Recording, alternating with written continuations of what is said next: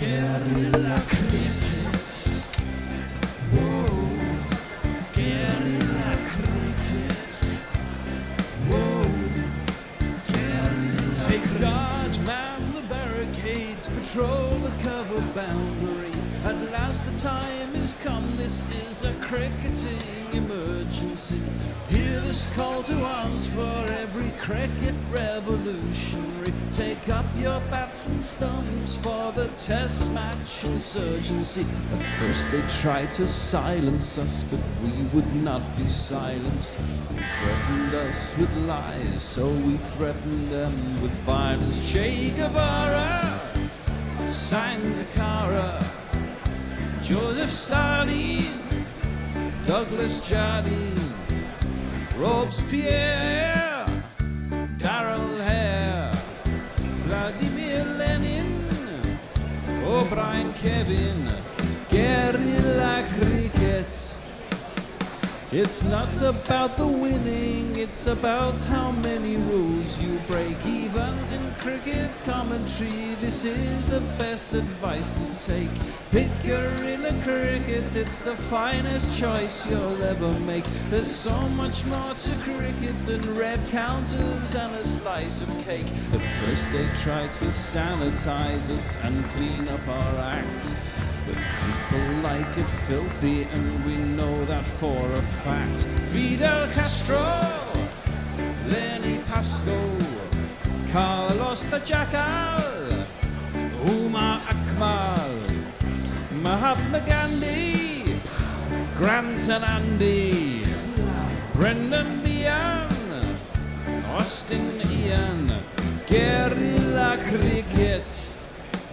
Stick with us, cause you know we're not the kind of thing that you see on the TV and the radio. So vive la revolution.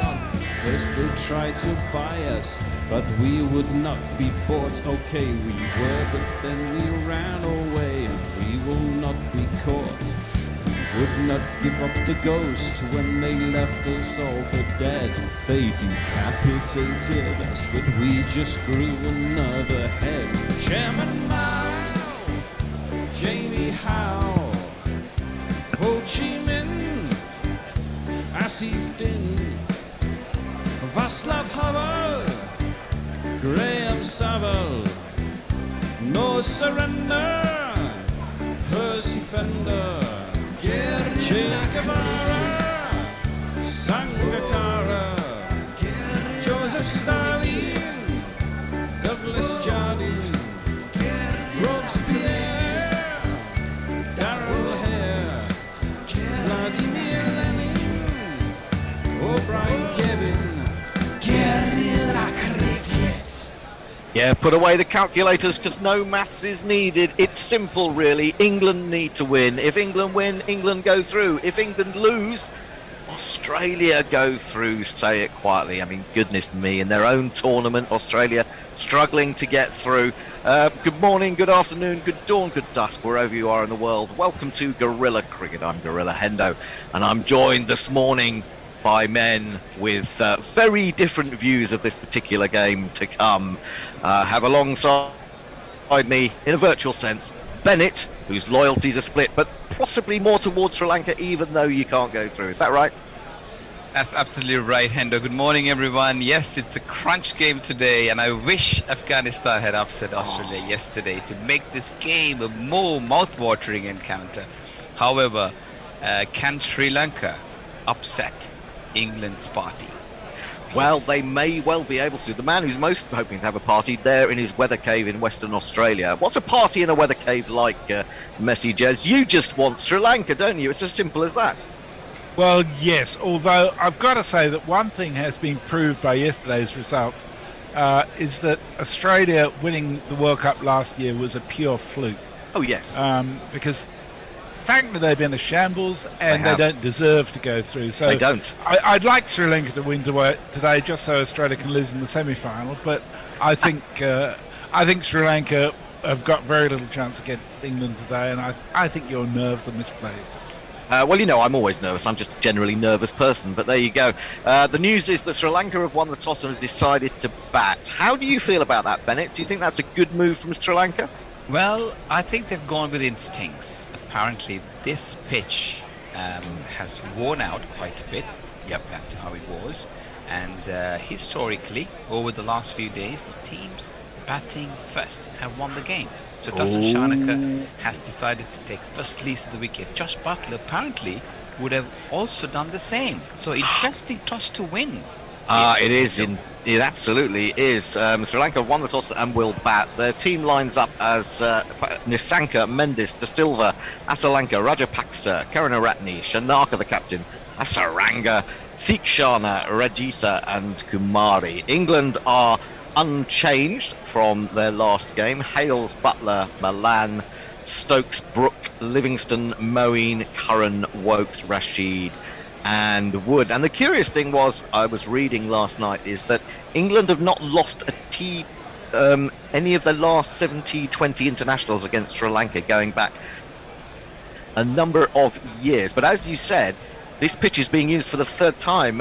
You're a man who knows his way around Australia, aren't you, Messi? What would you make of this SCG pitch, third time of use? Look, I think, you know, it's only 120 overs even by the end of all of that. And the SCG pitch generally holds up pretty well during a 5-day test match until at least the end of day 4 these days. Right. So I wouldn't expect it to make a lot of difference. It's been a sunny day there. It should be nice and dry. So I think it'll be a nice pitch to bat on for both teams. Well, the teams are on their way to the middle. We've had the anthems as per usual. So we should jingle up the people who are likely to be involved. Nisanka and Mendes to start with. And Nisanka should drive very smoothly.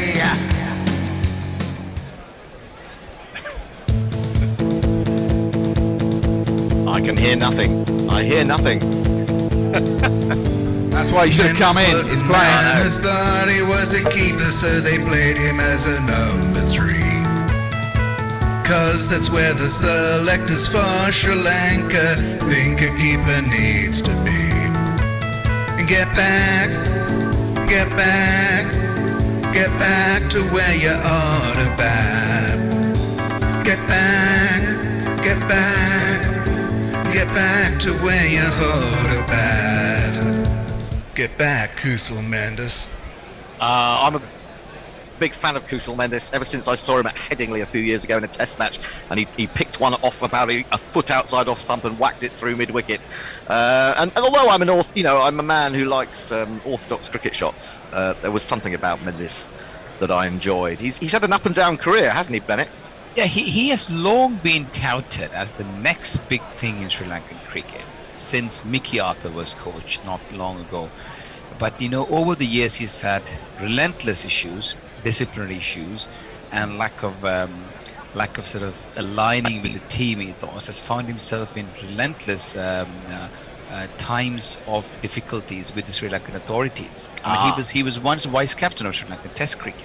That was a long time ago as a youngster. But it seems like over the period of time, with maturity, he has known his game, and he is playing at his best. Absolutely, Hendo. Well, he's had a couple of good innings already in this tournament, hasn't he? Pathum Nisanka, another guy who's come onto the scene really in the last year or two, isn't it? He has, and again, he's somebody who's discovered his early promise, unlike Kusal Mendes. However, he's had a lean tournament. He is, the last game was crucial. He dropped Glenn Phillips where he was just on double figures and didn't look good at all. Didn't look confident at all ever since. So it'll be good for Sri Lanka's sakes if he comes good in this game. He's an attacking batsman too. Well, it looks like Ben Stokes is going to open the bowling. The bear will be ready to jingle up. I wonder which Ben Stokes jingle will we get this morning.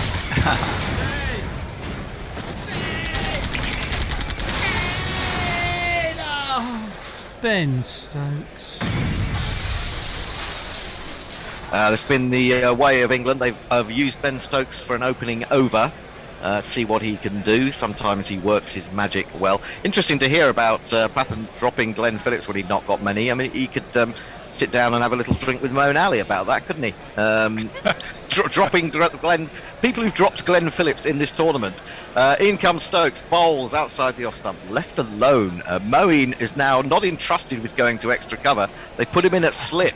They don't want him to drop any other simple dollies, so they've said to him, look, have a catch where you don't really have to think about it. So he's alongside Joss Butler at slip. A slippery change there, Hendo. Yes, indeed, very slippery, very slippery. Paul Rifle out there. Interesting to see Ben Stokes opening the bowling in this game. Last time they used Moeen Ali, didn't they? They did, but they have used Stokes before. He's in, he bowls a short one and those swivels. And that's a marvellous pull shot by Patham. That has gone all the way to long leg for one of the...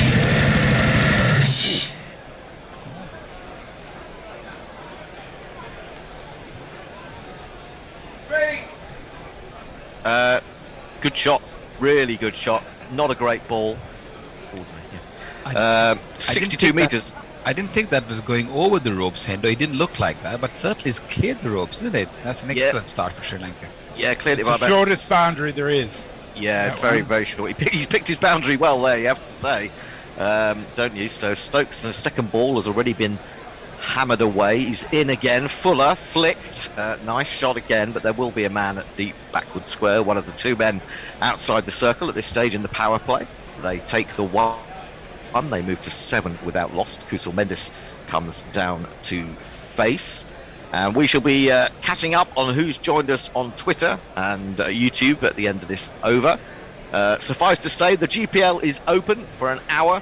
It's £39. We had no winner yesterday. We have had, in the last week, a winner of £330. So you can see what happens. The more of you that take part and the more rollovers there are, the more fun it gets. And I mean, you could go on holiday for that. Yeah, just 45 minutes. Stoke then.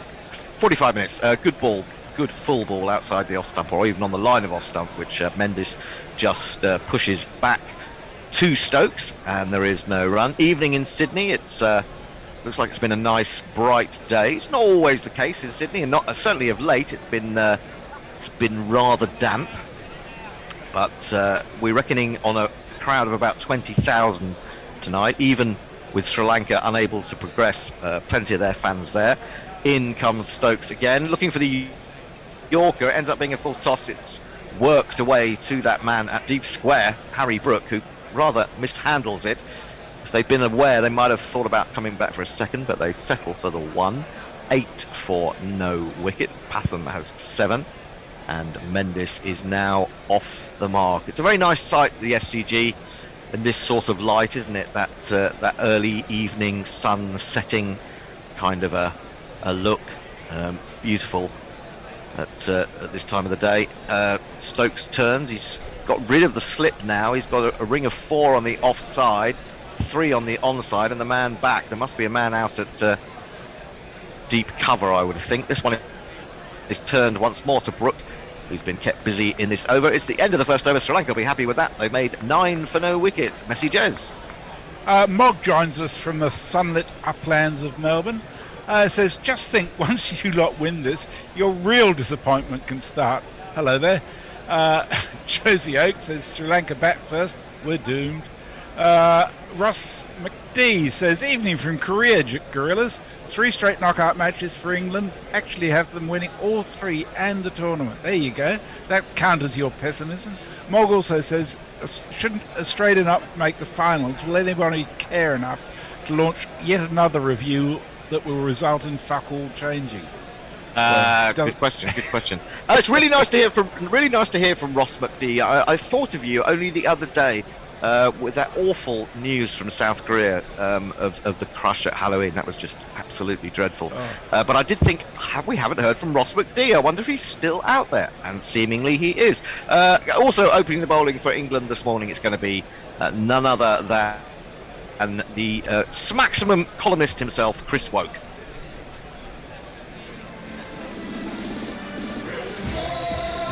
He's on Instagram, and he's a Twitter fan. On the Ashes too. Not Ben Stokes, but he'll have to do. And he's flicked away through square, well, mid-wicket really, and I think he's got back for 2. He's run really well there to get 2 out of that. And this looks like a very determined Sri Lankan opening pair. And I, for one, am already worried as an England supporter. Chris Wokes then. He's only bowled 1 ball. He's coming into Patham again. He's already got 10. He bowls him. He's onto the back foot, drops it down, but very quickly through for the single. Very nice control and manipulation of the ball by the batsman. He moves to 11, Sri Lanka to 12 for no wicket. Sorry, go on, Bennett. I think because Sri Lanka have nothing to lose here. They're going to play at their best. They've got nothing to lose, no run rate to worry about. Like win or lose, they're going to shoot for the sky. So we're going to have an interesting game, and they won the toss as well. And these 2 batters complement each other. Onto the back foot he goes. Lovely piece of fielding there by, of all people, Alex Hales diving away to his left. Thought he'd got that through for 4, but Hales redeems himself for some awful fielding so far this winter and prevents anything more than one beautiful shot right up on the top of his toes, played it at the top of the bounce. And he looks in, well, you say he hasn't scored runs in this tournament, but he looks in pretty decent nick to me. Anyway, 13 for naught. He is someone who likes the feel of the ball on the bat. That's what's happened right from the beginning of the innings here, Hendo. So it does him good. Leg by, next delivery as the ball hits Patham or Mendes is it high up on the pad, and they come through for 14 for no wicket. That score predictor is only saying 148. Now, if this was Australia and they'd got 14 for no wicket after 10 balls, it would be saying about 330, wouldn't it? What's wrong with this win predictor? There's something going wrong, Messi. I don't know. Well, the Cricket Info one is saying 160, so who knows?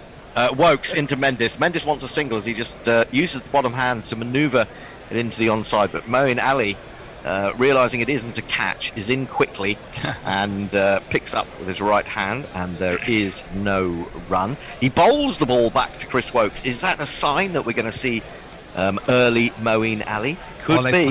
Perhaps it's a sign to let Butler know, hey, Joshy, how about me getting a ball? Yeah, what about That's me? What I used to do when I'm in the field, when I'm ignored sometimes.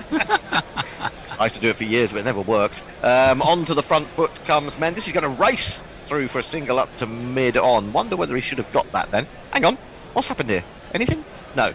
It is a run. It's the end of the over. For some reason, Sky went to the adverts. A ball early.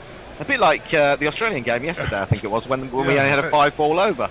15 for no wicket after 2. Messi, bring me more tweets.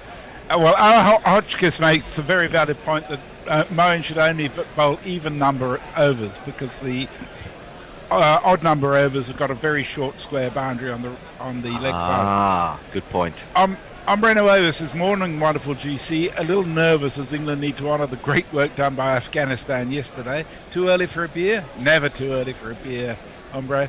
Farong says greetings from Mirpur. Hope everyone's well. Looks like the RAAF misread the instructions for cloud seeding, and the rain is on the other side of the Blue Mountains. Yeah, if we were in Katoomba, we'd be threatened by rain, but not in Sydney, fortunately.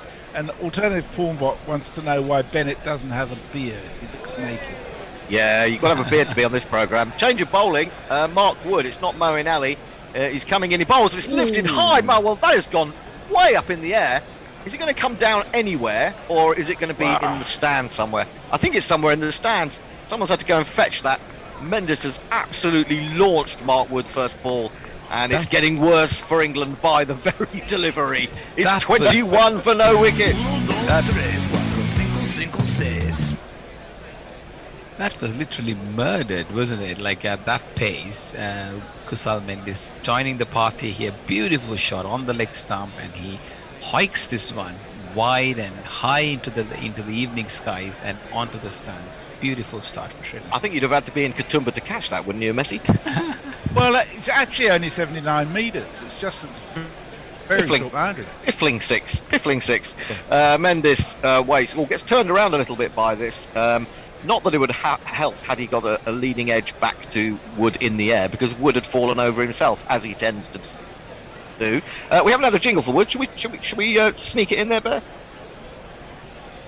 Do you know Mark Wood? Yes, he is an England bowler, quite good. And pretty quick. So just a normal guy. Of course. Except for just one thing. What? He thinks that he's a horse. Right. What? Well, he's galloping in to bowl again to Mendes. He's wide on the crease and he works this over the top of mid-wicket. Didn't get all of that, but he's going to certainly get 2 or 3. It's being chased by Sammy Curran, and they do come back for a third. Decent throw. Moeen Ali takes it on behalf of Mark Wood. And they are going well. 9 runs from the over already, and Mark Wood is one of England's big weapons. Have seen this from Mark Wood though before. He can be a little bit expensive early on, then seems to just find his range and comes back into the game, picks up a wicket or 2. But England will be a little bit concerned with the ferocity that Sri Lanka have got underway with. 24 for no wicket after choosing to bat. And I think pace on ball, at the pace that Mark Wood's bowling, easily the quickest bowler in the tournament. The batsmen like the ball coming on really fast, don't they, in these situations? They do. This one is angled into him, but it's played well. Soft hands, sort of laying it down to where a 4th slip would be. Jos Buttler has to go across and do the fielding. 25 for no wicket, and already 10 runs from Mark Wood's first over. Well, it's not very good for England if your first or second ball, as has happened with Stokes and then Wood, goes for 6. You're up against it for the rest of the over, aren't you? You're playing catch up. There are a couple of people. Sorry. What are those people dressed as? Was it pizzas or bits of watermelon? I couldn't really tell. Watermelon pizzas. Watermelon pizzas. There you go, both. I knew it was one of the two, if not both. 12 apiece of 8 balls each for Patham and Kusal Mendes. And Mark Wood is stopped in mid-run-up. Goes back to the end of that. Again, he's stopped, and now he's signalling to Jos Buttler that he wants to change, I think perhaps to his long leg. He's going to bring his long leg up inside the circle. So he has to be a little bit careful here that he doesn't get an inside edge. He's nearly chopped that onto his stumps, but instead they're going to get a single. Really well spotted by his partner. Mendes got the answer he required, and they get through for another single. 26 for no wicket. There's a real busyness about this Sri Lankan team. There is a real release of pressure. As you say, they don't need to win this game, but they'd love to win it. And they'd love to win it after not winning a T20 against England for at least 7 matches. Exactly. Or is it 7 years? And Hendo, I think the beauty of these two is they're playing their game. They're hitting the boundaries or sixes and also rotating the strike, which is very important in this format. It's not looking just for the big hits, but just slowly but surely accumulating the runs. Well, they've got another big hit there. That's an uppercut. That's going to go all the way. There's a man at third man, but it's cleared the boundary. He can't do anything about it. And Mark Wood is a very unhappy Mark Wood. He's gone for 17 from his first over. Sri Lanka are racing along after 3 overs. They're 32 for no wicket. Messi, Jez, you must be in heaven. Well, I'm not unhappy. The wonderful Brian 001 says, morning all, both teams here need to lift their games, and if they so do, Sri Lanka should get about 175. I might make that my GPL.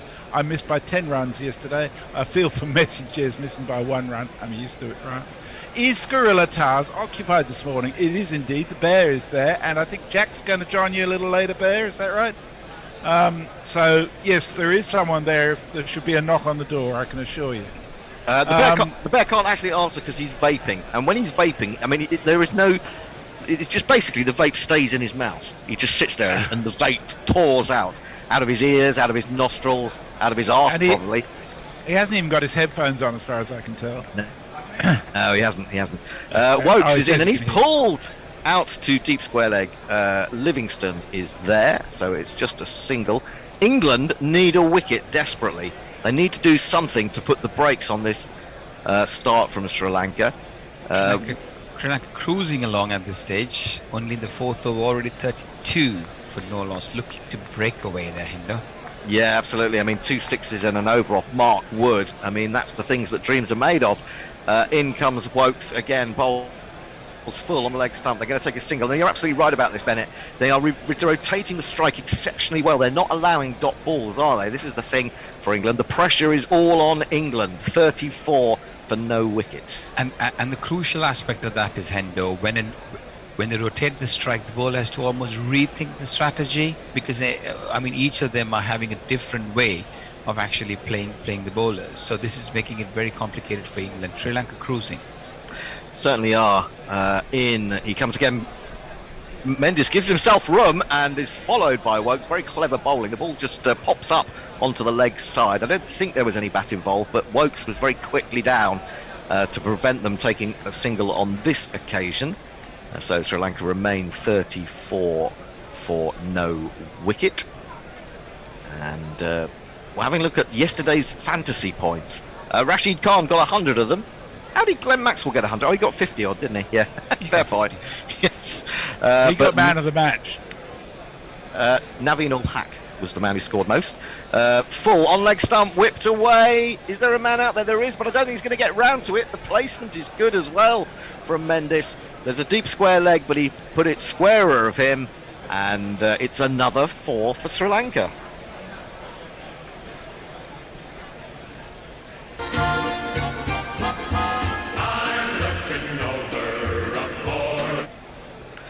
It's calling for a change of pace. It's all coming too easily at the moment, isn't it? We're going to have to look at Moeen Ali. We're going to have to look at Adil Rashid. Adil Rashid still waiting for a wicket in the tournament, would you believe? So that's something that we've got to bear in mind. Wokes in again, foolish but slower ball, weighted well by Mendes, who just plays it back to him. He's got 18 from 13. Haytham has got 19 from 10, 38 for no wicket. This has been a slightly better over, just the one boundary so far. And the key has been that Wokes has been playing with a change of pace coming off there, Hendo, and I think that's what Sri Lanka is struggling to pick off him. And the other few overs were a bit different, made it easier. Short ball, that possibly is going to be given as a wide. It is. Butler was just about ready to run down at the end of the over, but then realised that Paul Rifle had his colleague signal to him that it was too high. So England concede a run and they have to bowl the ball again. And almost scoring at 10 and over, Hendo. At this stage, 200. You don't have to aim for. To tell me, mate. It's terrifying. He's pulled that one. That's going to go all the way, isn't it? He waited for that one. No, it's brilliantly caught, would you believe? Brilliantly caught by Liam Livingstone down there at long leg stroke, deep backward square. He had a lot of ground to make up. We couldn't see him in the frame for a while, but he came round, caught it inches from the floor, and England have a much needed wicket thanks to Chris Wokes and Liam Livingstone, and Mendes has gone. The crowd says, the crowd says you're out. Oh, it was absolutely brilliant. The catch was superb. He almost, having caught it, he sort of stood up and presented it to the crowd to say, "Look what I've done." It was almost as if it was almost. It was a surgeon, not surgeon. What do you call them? A midwife presenting the baby to the mother. I was trying to think. Surgeons, midwives. I'll get there in the end. 39 for 1 at the end of that over. Wokes now has figures of 1 for 12 from 2, and Messi has more messages. Yeah, I'm sorry, I'm a bit behind. Madam Mohan Sharma says, good afternoon, Gorillas. Stats-wise, Sri Lanka may win. Batting first team has won all matches on this pitch, and England have won only 25% of matches while chasing, although I want England to win. Warren says, morning all. Just Ideal says, reading up on the origins of guerrilla cricket via Test Match Sofa wiki page. Bear obliquely mentioned as Nigel, who played with Norcross cricket, bowling, left-arm spin, and useful producing audio. Useful is a good word for the Bear, yes. And Angelic Scooter says, evening all, I wish I had something interesting to offer, but my brain's even more devoid of creativity than usual. Oh, well, you know, we can't all be geniuses, can we? But that's the way it goes. Sam Curran is going to come into the attack. He's got, is it 9 wickets already in the tournament? He's in, bowls, and this is dabbed to backward point. There is no run. The new batsman is Dhananjaya, but he's not facing initially. Matham is continuing to face. Shall we do a jingle for Sam Curran? Signal me when it's over, Bear. Sam Curran. distinguishing features. Sankara. His dad's from Zimbabwe. Sankara. And he's beloved by Liz Yates. Sankara. Well, Dhananjaya won't have to wait too long to get his first ball because the next delivery is just tickled away behind square leg by Pathum, and they will take the one. But how England needed that catch, and a bit of inspirational fielding from Livingston. He'd probably walk over to Moeen Ali and say, "No, that's how you do it, mate."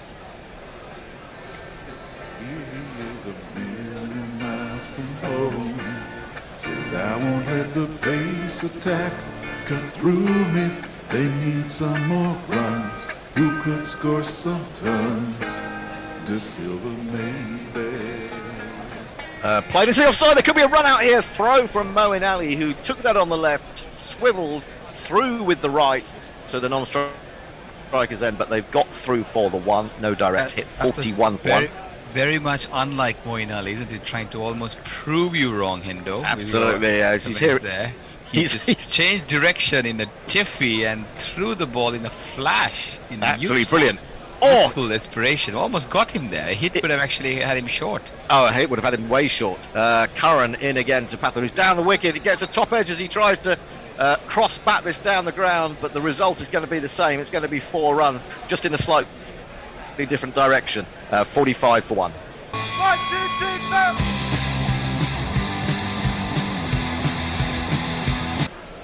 Now, I've no idea who's coming on after me, but I think there is going to be a change at the end of this over.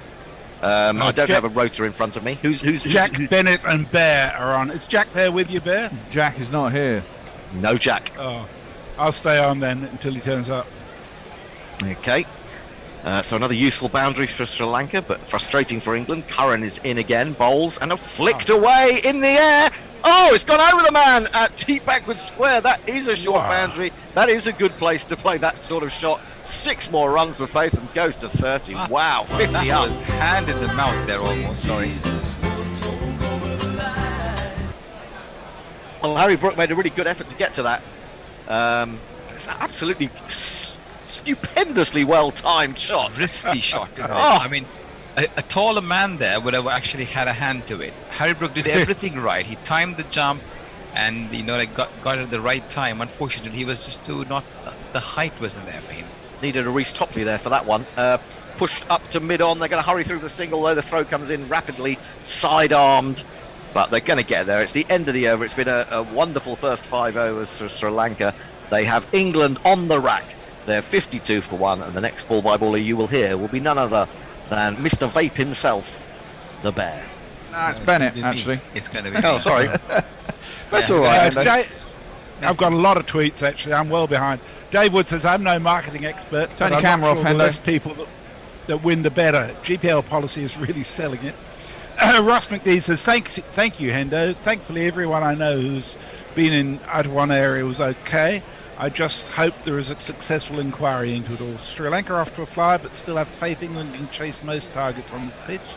Imagine says, did you see that the unrivaled coach Daniel Vettori explained that leaving Stark out was a tactical decision? I don't think it was yeah. Yeah. Mog says, oh dear, I'm prepared to call this and declare England to be fucked. Steve Kellett says, Ray, Benno, yes. Net's lack of facial hirsuteness. Aren't beards illegal in Singapore? Let's see. Yeah, we've started the 6th over here. Greetings all. It's change of bowling. Adil Rashid coming into the attack. Greetings to wherever you are, and welcome to Bear on commentary with me and Messi. Jack's here. Jack's there as good. well. So Jack's taking over from Messi. We are in the 6th over, 52 for 1. What a rocketing start Sri Lanka have got on here in Sydney. Is Rashid. Can he put the brakes on the Sri Lankan hungry batsmen? Here they overpitched, driven by Pathum Nissanka, looking wristy as ever there, Bear. Pathum Nissanka, with the last 6 that he played, was almost coming off his wrists, wasn't it? Yeah, he's batted well, considering he was actually hopeless the other day. Really slow, couldn't get the ball off the square, and today he's come out like a rocket. Indeed, good for Sri Lanka. It's not great news for England on this occasion. Shorter on the back foot, Pathum Nissanka punches it into the covers. Moeen Ali fields. No chance of a run. England desperate not to put the brakes on. This over has been a good one for them. 3 dot balls by the veteran Adil Rashid, who's put the brakes on Sri Lanka. This is a must-win game for England, as you all know. This is driven to the extra cover region, no chance of a run. It's very simple. England win this game and they're through to semi-finals. They'll lose and Australia sneak through along with New Zealand in the Group 1. Group 2 still fighting it out. India, South Africa, Pakistan, Bangladesh all in contention. Adil Rashid bowls shorter, flatter, quicker, and on the back foot goes Patrick Nissanka, rockets on the back foot and plays it towards the deep mid area, and the batsmen go through for 1. Dhananjay De Silva, the man who took them out of the woods in the last match, again another wristy player who's attacking, has a lot of time in his hands when he bats, sees the ball like a football almost from ball 1.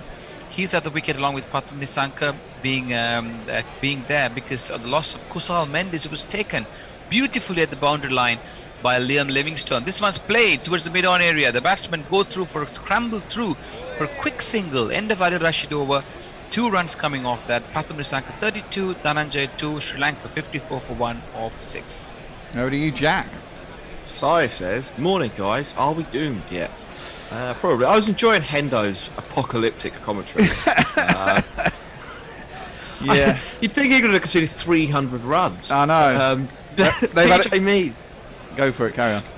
says, morning gorillas, I've spent the first couple of overs trying to get a stable feed and syncing the TV. The Sky controller is on the way out, so I'm only approximately synced. Bugger, what do you think of the through the grill view they introduced? Is that the helmet cam? That's quite good. Mog, we're going to start hearing some very disembodied Ursine abuse over the mic shortly.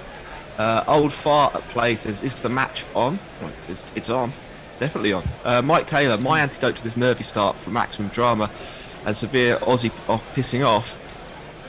We need Sri Lanka to post a huge total and England to stutter early on before walloping a ton off the last 5 overs and winning on the last ball. So England's plan is working so far. That'll be heart attack. That'll be heart attack time for Endo and me probably. A change of bowling here. Liam Livingstone bowling the 7th over. He's been quite successful in this World Cup for England, rather unexpectedly on this fast bouncy pitches, shortish delivery. Patrick Nissanka on the back foot plays into the covers and the batsmen go through for a single. So keep those thoughts and views coming in, listeners. Keep Jack Hope with a lot of hope on his seat there on the media box, as this one's the shortest delivery played towards the long on area and the batsmen go through for 1.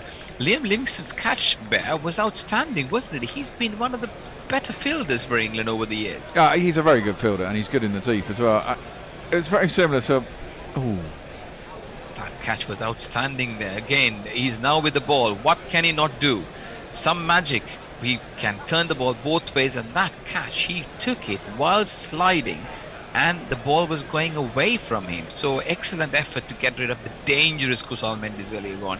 7th over, and again Livingstone looking good, applying the brakes here. Just a few runs coming off his 4 balls. That one's played towards the mid-wicket area, and the batsmen go through for a quick single. 57 for 1 after almost scoring 10 runs in over. Sri Lanka off to a bit of a halt here. This one, he didn't get hold of it. He tries to hike this one over the bowler's head. Fortunate for him, it lands in no man's land, and the batsmen have enough time to come back for 2. And long boundaries, and the players are all placed quite deep now after the power play. And he's very lucky, Patrick Nissanka, there on that occasion, Ben. Yeah, I mean, I thought that had gone straight up and it was going to land in Livingstone's hands, but no. Oh, this one, he's got better elevation, better legs there to carry him as he deposits this over the long on mid-wicket area. Beautifully timed for another mighty 6, and Sri Lanka ended over well, 65 for 1.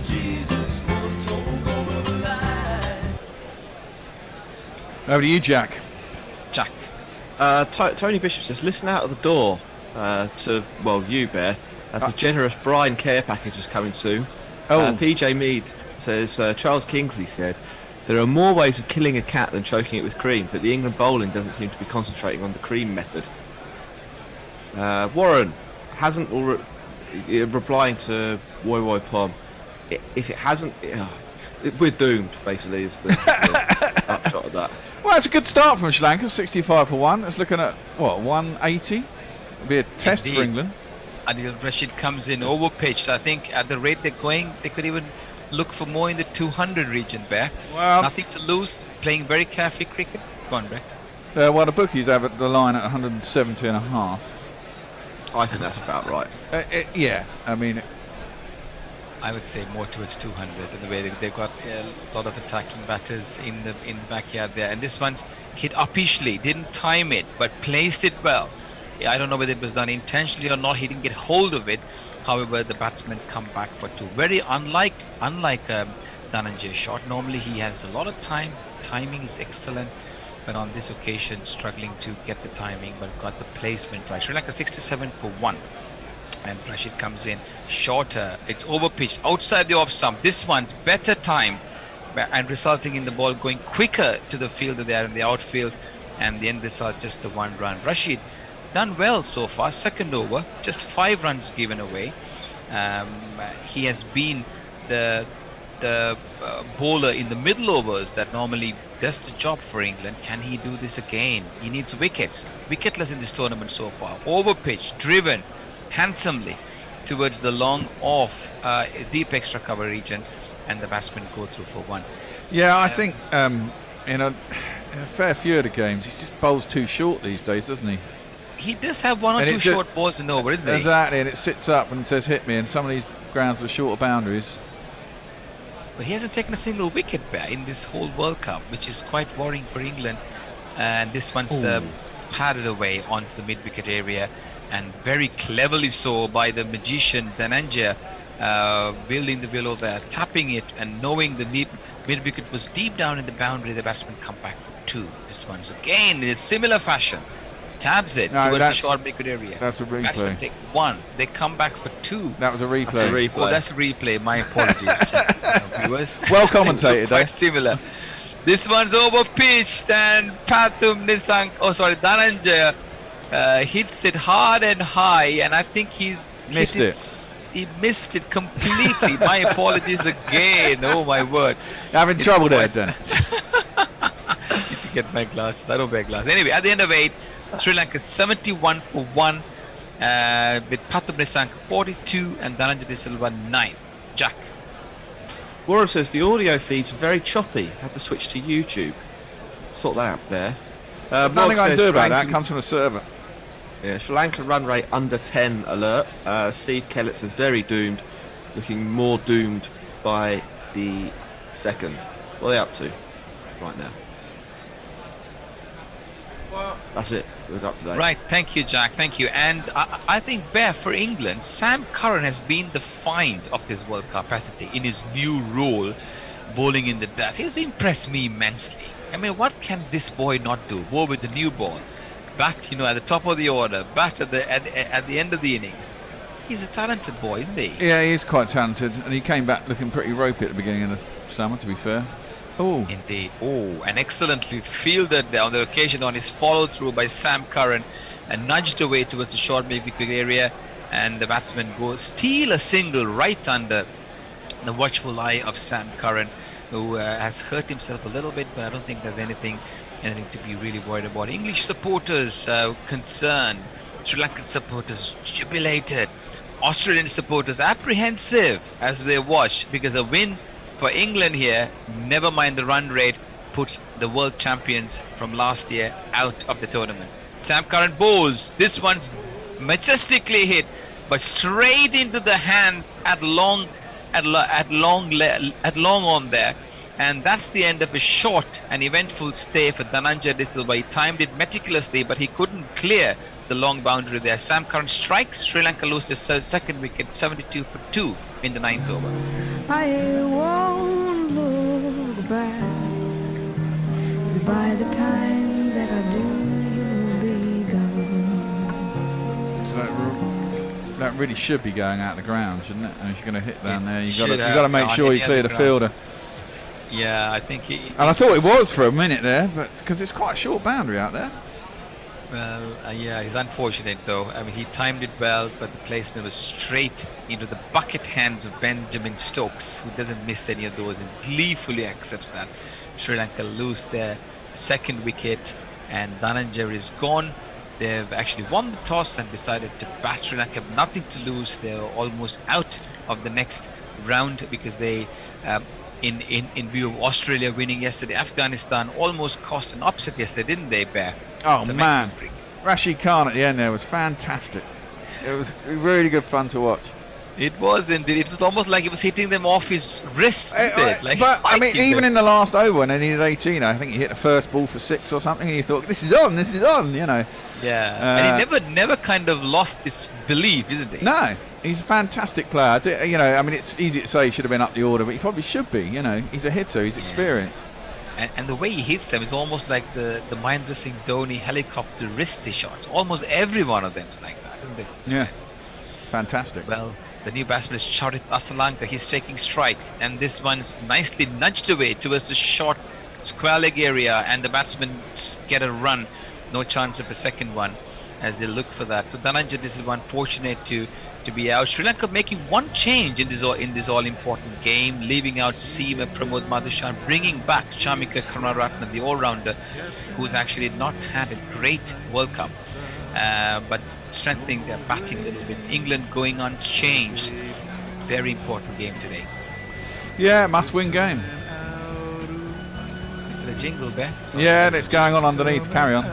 Sorry, just that's like slower delivery on middle and off, and Charit Asalanka on the back foot. Sorry, Pathum Nisang on the back foot, plays it into the covers, and the batsmen go through for one. The run rate is slightly dropping, with a couple of wickets and the spinners being introduced, except for that shot where he cleared the boundary of Liam Livingstone. England doing well to bring Sri Lanka a little bit back with those quick wickets there. Charit Asalanka is also a capable batsman. He's batting at number 4, finds himself in the team because Dhanushka Gunatilaka was injured, and then did some good performances there to keep his place. He was the star of the World Cup for Sri Lanka last year. Has been struggling for a bit of a form on this occasion, trying to find form. Did look good in the last few games, Bear, didn't he, Asalanka? Yeah, I mean, this is the problem though. Sri Lanka have looked good at times. I mean, against Australia, they looked like they should have, you know, after 10 overs, they were in such a good position, and then they went and basically screwed it all up by dropping. No, sorry, against New Zealand, by dropping Glenn Phillips down at the. That was a costly drop, and I don't know what the result would have been had the catch been taken. Yeah. But Glenn Phillips went on to have a party, a century there in grand fashion. Last ball of the 9th over, and this one tickled away towards the mid-wicket area. Charit Asalanka and the batsman go through for one. Sri Lanka winning the toss in this all-important game. At the end of 9, 75 for 2. Pathum Nissanka 44 and Charit Asalanka 2. Jack. Warren says it's replay commentating by Tony Bennett. Dan Diper sent us a picture of Pathum Nissanka. Mike Taylor says, I'm in Paris, also having buffering issues, so switch to YouTube where the audio is continuous, however the video feed is constricted and you're all blurred. It's the best of both worlds, really. That's the only problem with the internet, isn't it? I mean, it goes out here fine, and wherever it's coming from to you can always be the problem. It's a shame, but hey, I can't do anything about that. No. Let's hope for the best. It's a very important game here for England, and the Australian supporters watching intently. Can the world champions from last year survive in this tournament? Sam Curran certainly has been one of the mainstays in this tournament for England. The bowling change, Moeen Ali bowls, tosses this one up, and Asalanka sweeps it towards the long leg area, and the batsmen go through for one. The batsmen to come, Bhanuka Rajapaksa, Dasun Shanaka, the skipper, a lot of fire play there. They haven't really sort of got going in this tournament as much as they would have liked to, like in the Asia Cup. And then they've got the all-rounders, Panind Hasranga and Shamika Karunaratne to follow. Moeen Ali comes in. This is Pathum Nissanka.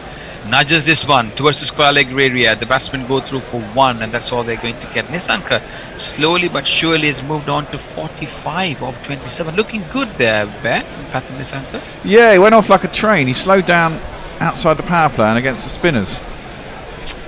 Yes, he did. And I think he likes the pace on the ball and really helped Mark Wood bowling that over as well to get these boys going. And Asalanka is more of a wristy player.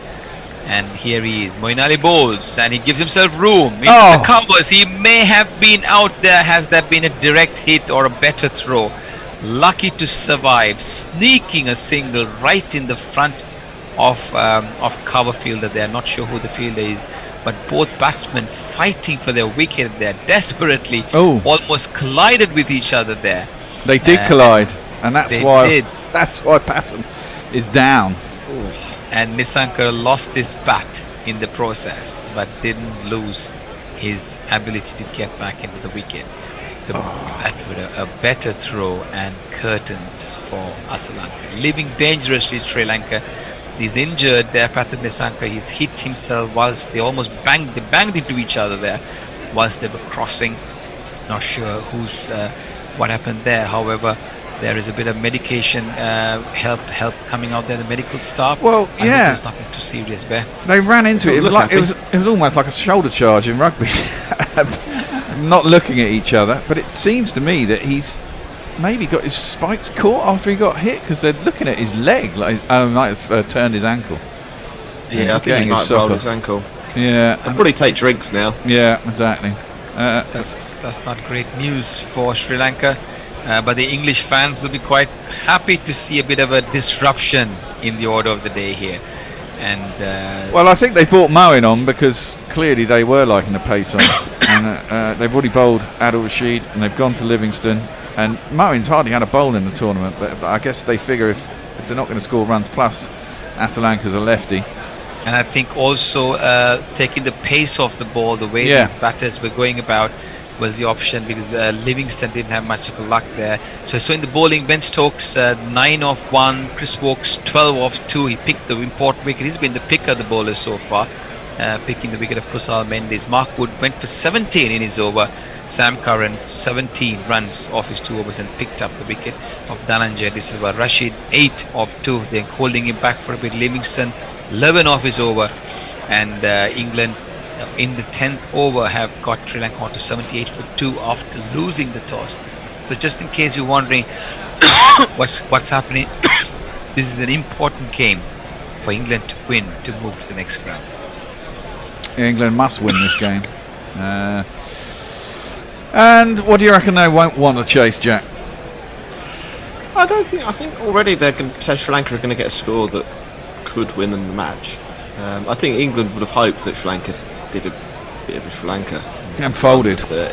Yeah, I mean, like the strong side for Sri Lanka is definitely the bowling, and they'll fancy themselves if they keep England to, or if they manage to post 170, and I think England will be a bit nervous about that. Having said that, I don't think it's guaranteed they'll get 170. Like, there's a lot of batters in this team who average about 12. They can do it quite quickly, but there's still the possibility that England fight back here. Yeah, the informed batters have been Kusal Mendes and Dhananjay De Silva, and they're both back. And Bhanuka Rajapaksa and Dasun Shanak haven't scored much. Bhanuka did all right, didn't he, against New last Zealand? Game he did. He blasted up. He looked good for a while. But I think he's the danger man. He's the person who could get Sri Lanka to 180, I think. Yeah. And I think you're right. That's the thing. I mean, Sri Lanka have gone off like a train, but England have got to believe that they can force mistakes out of this side. And actually, there's a collapse around the corner if they get on it themselves. And England have got to have a good start with a bat. I mean, if we lose Hales and Butler early, it's going to become quite difficult. If they get a start, then everything will chill out, I think. Exactly. And if they have David Malan and Ben Stokes batting together for a longer period of time, you know what? I think that's a little bit misconceived these days. I don't think David Malan has upped his rate at the start. He's had a bad game or two here, but everyone does, you know. And he's still a batsman who sees a ball and knows how to hit it, and he's good at finding the spaces in the offside. That's one of the better batsmen around the world at doing that. Times and it's not by coincidence that he was number 1 in T20 cricket in rankings for a very long time. Yeah, well, it was because they weren't playing a lot, and he happened to get 3 tons in 4 matches or something in New Zealand. That's how he got there, wasn't it?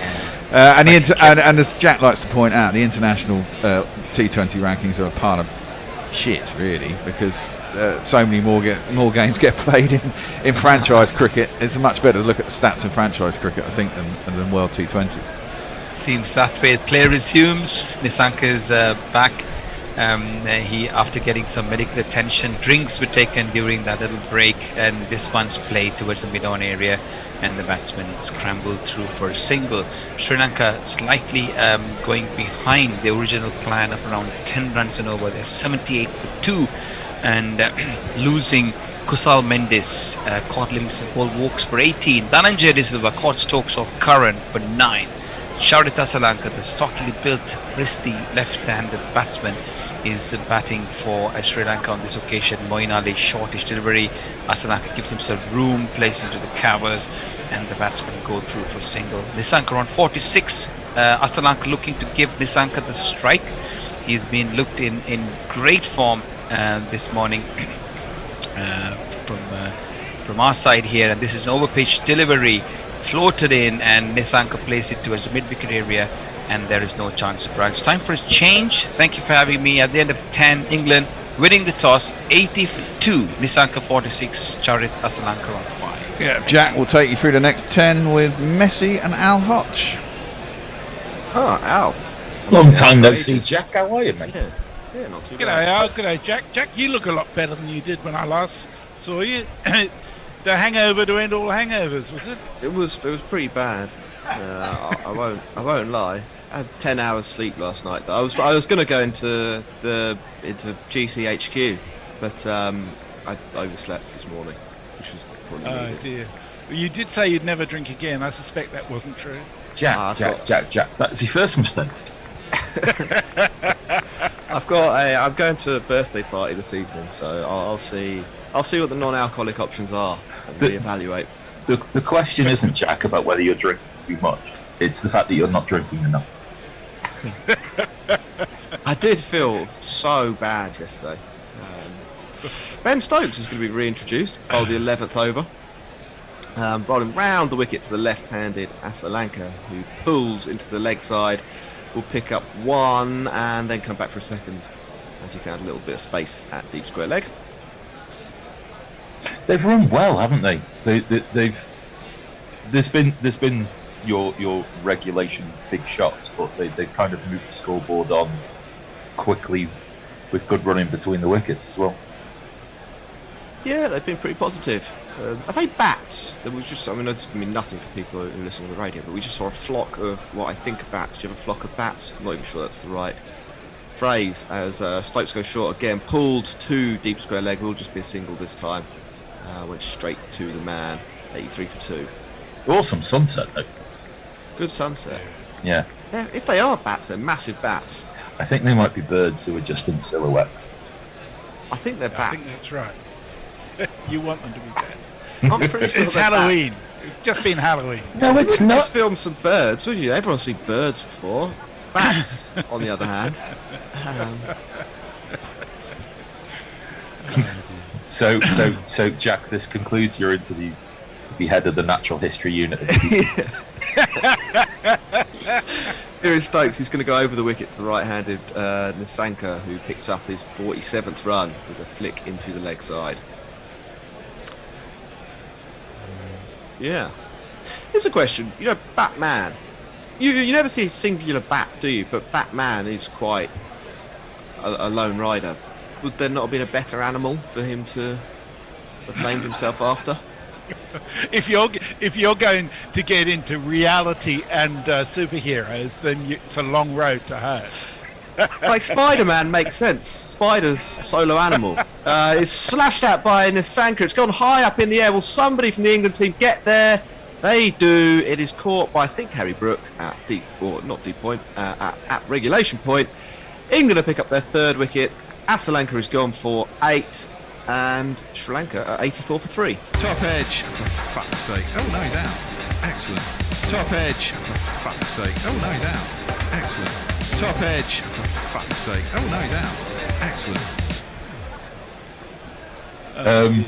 Trying to cut a ball he shouldn't, because the ball's continued into him. It's just ended up cutting a ball that he shouldn't be cutting. I'll just do a couple of tweets while we're here. Mog says it's the new Twitter overlord, fucking with everyone's internets. Angelic Scooter says, that collision reminds me of a game in indoor cricket where I did the same thing. Head hitting carpeted concrete probably knocked some sense into me. Oh, well, I'm glad to hear that. Explains a lot, Scott. Mog says, learn to hold your liquor, boy. Hi, Al. And Mog says they're probably fruit bats, and they are pretty fucking big. Yeah. Just Ideal says, we tend to square off liquor in the morning and coffee at night. Ass up. And Spangly Sai says, it's cricket, of course they're showing bats. I knew this bat talk would get people going. Yeah. I'm pretty sure they are bats, by the way. So Mog's got some pretty sad news. He says, also, Batman isn't real. Also, he's one of the shittiest superheroes. he's going not around. he's not a superhero. What is he then? He Just is a a naughty he's boy. not- Yeah. Here comes Stokes, followed round the wicket to Rajapaksa, who has a little fish, trying to steer that one down to third man. The extra bounce, taking that past the edge, has been a good over from Stokes, who's bowled pretty well in this tournament so far, picked up some useful wickets, and has done it again here. Yeah, I mean, you could see the catching that the top part of the horizontal bat, bat twisting in his hand. Never going to have the distance. Well, Stokes to finish the over with a bumper, and it's a really good one. Rajapaksa did not enjoy that proper get off me vibes. He managed to drop it into the pitch though. And Well, the score remains 84-3. Can I just say from the green room, thank you very much to Brian. Once again, he sent us a little care package. But the care package has 3 coffees, because there were supposed to be 3 people in the studio, and 3 chocolate brownies. So I've got 3. Oh. I've got 3 Costa coffees. So if I'm bouncing off the ceiling by the end of the day, that'll be that. Oh, damn! I really fancy a coffee. We know how to. You know how to self-medicate to bring yourself down from the ceiling, Bear. Thank you, Brian. Thank you always. You're always so generous. Yeah. Imagine Sally R58 says, in another cricket universe, one I approve of, it was bring your dog to the cricket day at the WBBL Lilac Hill in Perth. All Mog needs is a bring your cats, axes and swords day.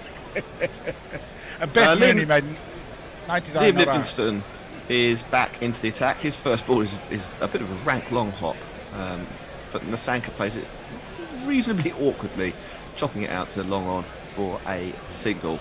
An ugly piece of cricket that looked quite village. T20 can bring out the village at the best of cricket. Yeah. And now, if that's not a slogan, where's the marketing people Yeah. for the 100, bringing out the 100, bringing out the village. Here comes Livingston, floating one up into the pads of Rajapaksa, who tickles it down too long on for a single himself. Did he just decide to bowl that one as an off break? He does. Well, I was going to ask whether he's going to do his off break, leg break thing. I didn't really pick it up, but it's quite possible. Often he does bowl off breaks to lefties. That one was almost full toss. We didn't see. That was definitely a leg break. Another really short one. Nasanka looks like he's swinging an oar as he puts that down to long on for a single. So we described the first ball as village, and the third ball as equally village. Yeah. Is this a tic-tac? A tactic, sorry.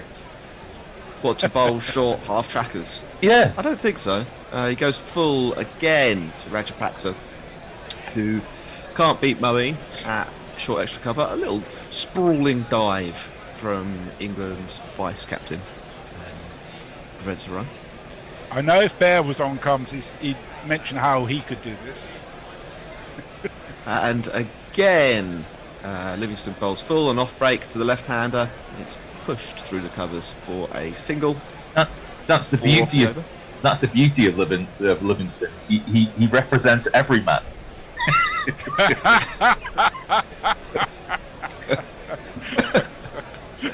Noosa finishes the over with. I mean, it was a floaty full toss down the leg side, but Nasanka didn't fancy it. He'll take a single down to long on to get to his 50. 5 from the over, 89 for 3, and England are fighting back in this contest. If I bowled that, it would have been referred to as a donkey With your drop. 50. Ross McD says Sri Lanka have made around 160. England to chase it down with a few balls to spare. I actually think they'll chase it down with 4 overs to spare. This wicket and these boundaries are going to suit Hales and Butler and co very well, I think. Dave Wood says Bruce Wayne is urban foxman. I can see the potential. I know you were going to point out he's not a superhero, Al, but he's actually the most realistic of superheroes. He's a fucking billionaire. Because he hasn't got superpowers. That's Other what makes him realistic. He's super rich. Foxman would be more appropriate, as Stokes is in a little bit of in swing there. Hit the batter, Nisanka drives it straight to Moeen Ali, who chests it down. Extra cover. Urban Foxman. Urban Foxman. Well, it's much more in common. Tipping over your bins. Yeah, he's always rooting around bins, skulking in the night. You know, if anyone sees him, he runs off.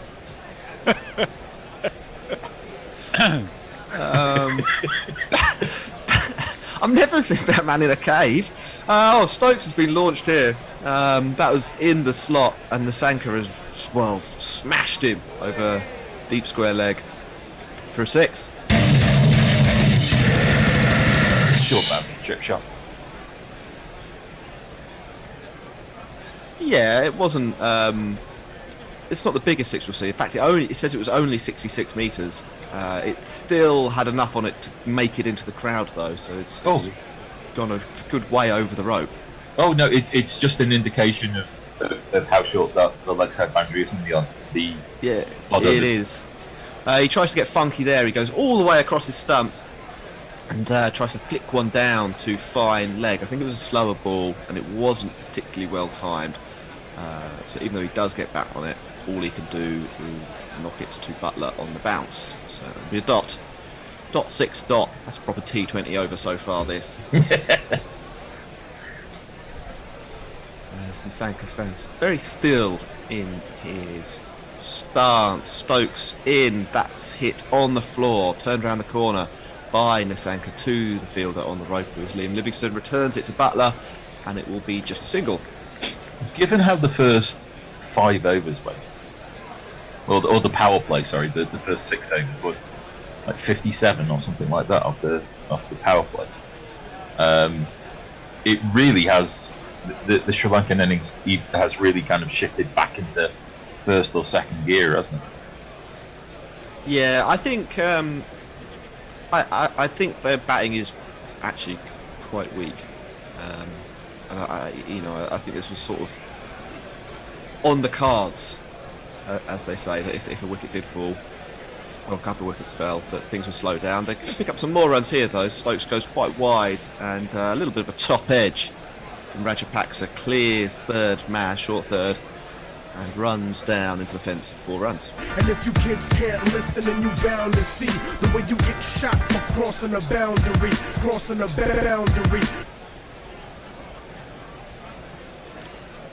Yeah, it's a decent shot. He's got up and over that. It's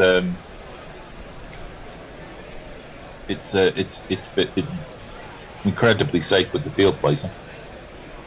Stokes finishes off, short ball. Rajapaksa gets hit by that. The ball drops into the pitch, and there's no run. 11 off it, so a better over for Sri Lanka. And I didn't see the score. 100 for 3. Like 100 for 3. There you go. Exactly 100 for 3. Anna Forsyth sends us a gift. It says, Gorilla Cricket talking about the cricket. Jack, it's freaking bats. I love Halloween, says the little girl in the gift. Old Fart at Play says it's a murder of crows, so a flock of bats would be a bit wimpy. What are a few gorillas around a mic called? A gower of gorillas? A gatting of gorillas? Maybe, and I reckon it's a wibble of gorillas when there's a microphone around. Mog says, I just assume that whenever the bear isn't on air, he's basically sitting there muttering to himself about how he could spin for whichever nation is currently bowling in between vape sucks. I think that's well spot on. That is. I didn't know you had camera access. Although the bear's vacated, he's going to the woods for a couple of balls. Adil Rashid will come back to bowl his third over. That makes sense. Rajapaksa's got a little bit of a weakness to spin. First delivery to Nisanka is plonked down the ground for a single to long one. 101. Yeah. Angelic Scooters points out that Sri Lanka scored 65 from the first 7 overs, so it's been pretty quiet since then. Yeah. Well, yeah, so we're into the 7th over since then, and they've managed to add only another 26. Yeah. Right. It'll be interesting about. So Pretty bad. We might ask some I must be wrong. We might ask some Captain Jack 36, questions. I think, Jack. Yeah. You need a beer to get your maths right, right? Yeah, whatever. Defensive shot Is that from Rajapaksa, dot ball. Is that your education policy, Joe? Fucking oath. Yeah, Free- for free- adult free- education. Free beer for maths lessons. For adult maths lessons, yes. Rashid tosses that one up. Slog sweep from Bhanuka Rajapaksa, but he misses the ball. It kept a little low there, maybe. Goes through to the keeper. No run again, so just one from this over. Adil Rashid's been very economical here. Not picked up a wicket. Has he not picked up a wicket in the whole tournament? I think he's picked up. Rashid's in again. He'll have to do the fielding off his own bowling there. Knocked into the leg side. And it will be a single to Rajapaksa. He was the bowler when Moeen did the drop against New Zealand. And what a drop it was. Oh, it was top. Top dropping. It was top dropping. As Rogan from Adil Rashid nearly sneaks through. And Nasanka was playing for the leg spinner and had moved to cut. It ends up on his stumps and he chops it down onto his own foot at the last second. Yeah. So prior to this game, bowler. Rashid's had none for 32, none for 24, and none for 33. Here he comes again. That's a good leg break. Right area. It will be steered down too long on. And are they going to come back for 2 here? Oh, Livingston's a bit slow there. Yeah, they came Yeah. back for 2. He was a bit slow on the uptake there. Good running. 4 off the over. 104, 4-3 at the end of the 14th. Mog says, urban foxman, malnourished, abused, generally reviled. And he also says, Cricket Australia, stop replying to my emails about Bring Your Cats, Axes and Swords Day. Strange, that. Tony Bishop says, to be fair, Wikipedia says Batman is a superhero appearing in American comic books published by DC Comics. That said, Wikipedia is far from infallible. Never. And Mr. Carroll from Margaret River, that is, in Western Australia, says, great call. Hello to Chris, who has visited me in Margaret River from Brighton. Both of us know England deserve the spot in the semis. I think they probably do. Certainly Australia does. Well, if they carry on at the same rate that they've been going for the whole innings, so 104 is just short 7.5 and over, which means if they carry on at the same rate, it's 150. There's a question. Cricket. Yeah. Well, it's on the Batman thing, so if you want to talk about cricket, then you can get that in. Yeah, I'd just say, why would we want to talk about Cricket Info is projecting 159 and Crick Viz is 160, so not often they actually agree. Wokes is the new bowler. Oh, First delivery is not to point, and I Someone's think injured. an England batter's groin has gone here. Is that Ooh. Milan? He was fielding at point. Yeah, he's waving over. It looked like it went immediately. Yeah. Yeah, that's a groin injury right there. Oh. Yeah, he's not Yeah. grabbing the back of his leg. He is grabbing his inner thigh. I think he's been walked off the field by Ben Stokes at the moment. He's walking, so it's not like a debilitating injury. But if he can't run, he'll be batting at number 8 again. Steps over the rope, and England will probably bring on Chris I Jordan. don't think he'll even be needed. Well, that's a big statement. There was a single there, by the way, if you're playing along with the score and stuff. Nasanka has a big swipe. Will he find a gap? No. Good fielding from Ben Stokes. Out on the rope at deep mid-wicket. Returns the ball. It will be just a single. Good shot. Good piece of fielding. That was fielding that only urban foxman would be able to pull off in the deep. So what I was going to ask, on Batman, you said he was the world's greatest detective. I don't think you have to be a great detective to find a man dressed as a clown blowing up hospitals and shit. Like, I think that's not like, there's nothing forensic about that, is it? No, especially when you've got several $billion to be able to spend on investigation means. Yes. Here comes Wokes once more into the hip of Rajapaksa, who flicks it in the air out towards deep mid wicket for a single. That's such a 21st century attitude. That man gets results. This is detective work is a results business, Jack. I'm not saying he isn't a good detective, but world's best detective. He's not solving he's not finding serial killers, is he? He's finding a man dressed as a clown, or as a question mark, or a penguin. Well, I got driven over extra cover. 1 bounce, 2 bounce. It beats the fielder, and it will be 4 runs. That's a beautiful looking shot. Takes Sri Lanka up to 111. There's not one boy for me. I must have 2 or 3. I need 4. Yeah, I think Sherlock Holmes might say get off my corner. But that was a lovely shot over extra cover, that wasn't it? Beautiful. It was, yeah. It was. Yeah. Too good for Sammy Curran. Too good for anybody, really.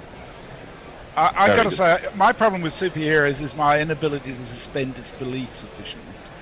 Short, very wide from Wokes, and probably a little bit lucky that that'll only be a single cut out to the man on the deep cover boundary. I just don't think that. I mean, Hendo. I just don't think you're going to get this Batman type talk and Urban Fox talk over the course of the next 5 overs. Hendo blowing his top every time there's a boundary, and Bear swearing. That's what they do. Yeah. I think the collective now for Gorillas. Oh, that's a lovely shot from Nasanko. Picks up 4 runs down to third man. Short from Wokes. In at the body. He leans back, makes a little ramp with his bat, and picks up the 4. Oh, we're off. We are. You are off. Well, Jack, you're not off. I can abuse you now. With your, I don't mind talking superheroes. Urban Foxman was sounding good, I thought. Hendo, before I go, Steve Kellett is the next tweet from 2 minutes ago. And he says, who strained their groin? Quick, someone give them a concussion. Darwin Milan. Darwin Milan, yeah. Surely Alan Moore wrote a series about Batman buckling down, looking at the evidence and paper trail and solving a decades-old cold case without once using a gadget, says Mog. I've only just come in and heard Urban Fox. Well, I like the sound of it, but I don't know what that's all about. Urban Foxman instead of Batman, because he's solitary. Tossed up by Adil Rashid as he starts the 16th over, and it's just knocked down to long on. There's no one. They're kind of scared to go back to Woody here, aren't they? I think they want Patton and Sanka out. Well, also, Rajapaksa's about as good as it gets when it comes to hitting fast bowling. So I wouldn't be bowling him here. Yeah, you saw that from that last delivery, didn't you, from Wokes, that he just lifted up and over third man. That was a brilliant shot. Well, it seems the boundaries are so short square, sure you want to be bowling full and getting them driving, and then have your men down that way. I suppose you get it wrong, you can get picked up over square leg, though. That's a wrong one. Into the pads. Good sweep, good bit of fielding. Thought the man was going to be a bit straighter than that, but he wasn't. It's Harry Brook out there. They'll only get 1. I mean, they've really slowed down. I mean, at the end of the power play, they were looking at 200. And they've only lost 3 wickets, but they're only on 118 after the 16th over. Yeah, I've just gone off to take a cyanide pill after that. Yeah, well, of course you had. Adil Rashid down the track. It's been hit high. It's been lit long. Has it got luff on it? I don't think it has. It hasn't, and it's been caught. But of course, super sub fielder Chris Jordan. Darwin Milan goes off with a groin stage. Bring on Chris Jordan. He catches one down at long on. And that was Patton. Now they might bring on Woody. You see, new man in, bit of pace, scare him up. Yeah, but Jack was just saying Banuka is particularly good against quick bowling, so that. Well, yeah. Anyway, let's play a jingle. Another one bites the dust. I think that is going to be out, Fred. Another one bites the dust. Almost like ballet when he caught that. How about Chris Jordan, man? Chris Jordan, man. What would that be? Yeah, that would just be a bloke who catches everything. See, so he'd be perfect as a detective. It could be Chris Jordan as Urban Fox Man. Yeah, it couldn't be Chris Jordan Man, would it? That's just a name with man at the end of it. Yeah, but it's not Bruce Wayne Man. No, because he embodies so much more, does Chris Jordan. He embodies brilliance in the cricket field. when it comes to fielding, doesn't he? He's a fielding man. Fielding man. Fielding man. Okay, now you understand. Yeah, that makes sense. Give me that. Fielding man is basically dressed in fake grass suit. And he kind of pops up from the ground and catches you as you're running away. Anyway, who have we got in? We have Danon Shanaka. Captain, here he comes.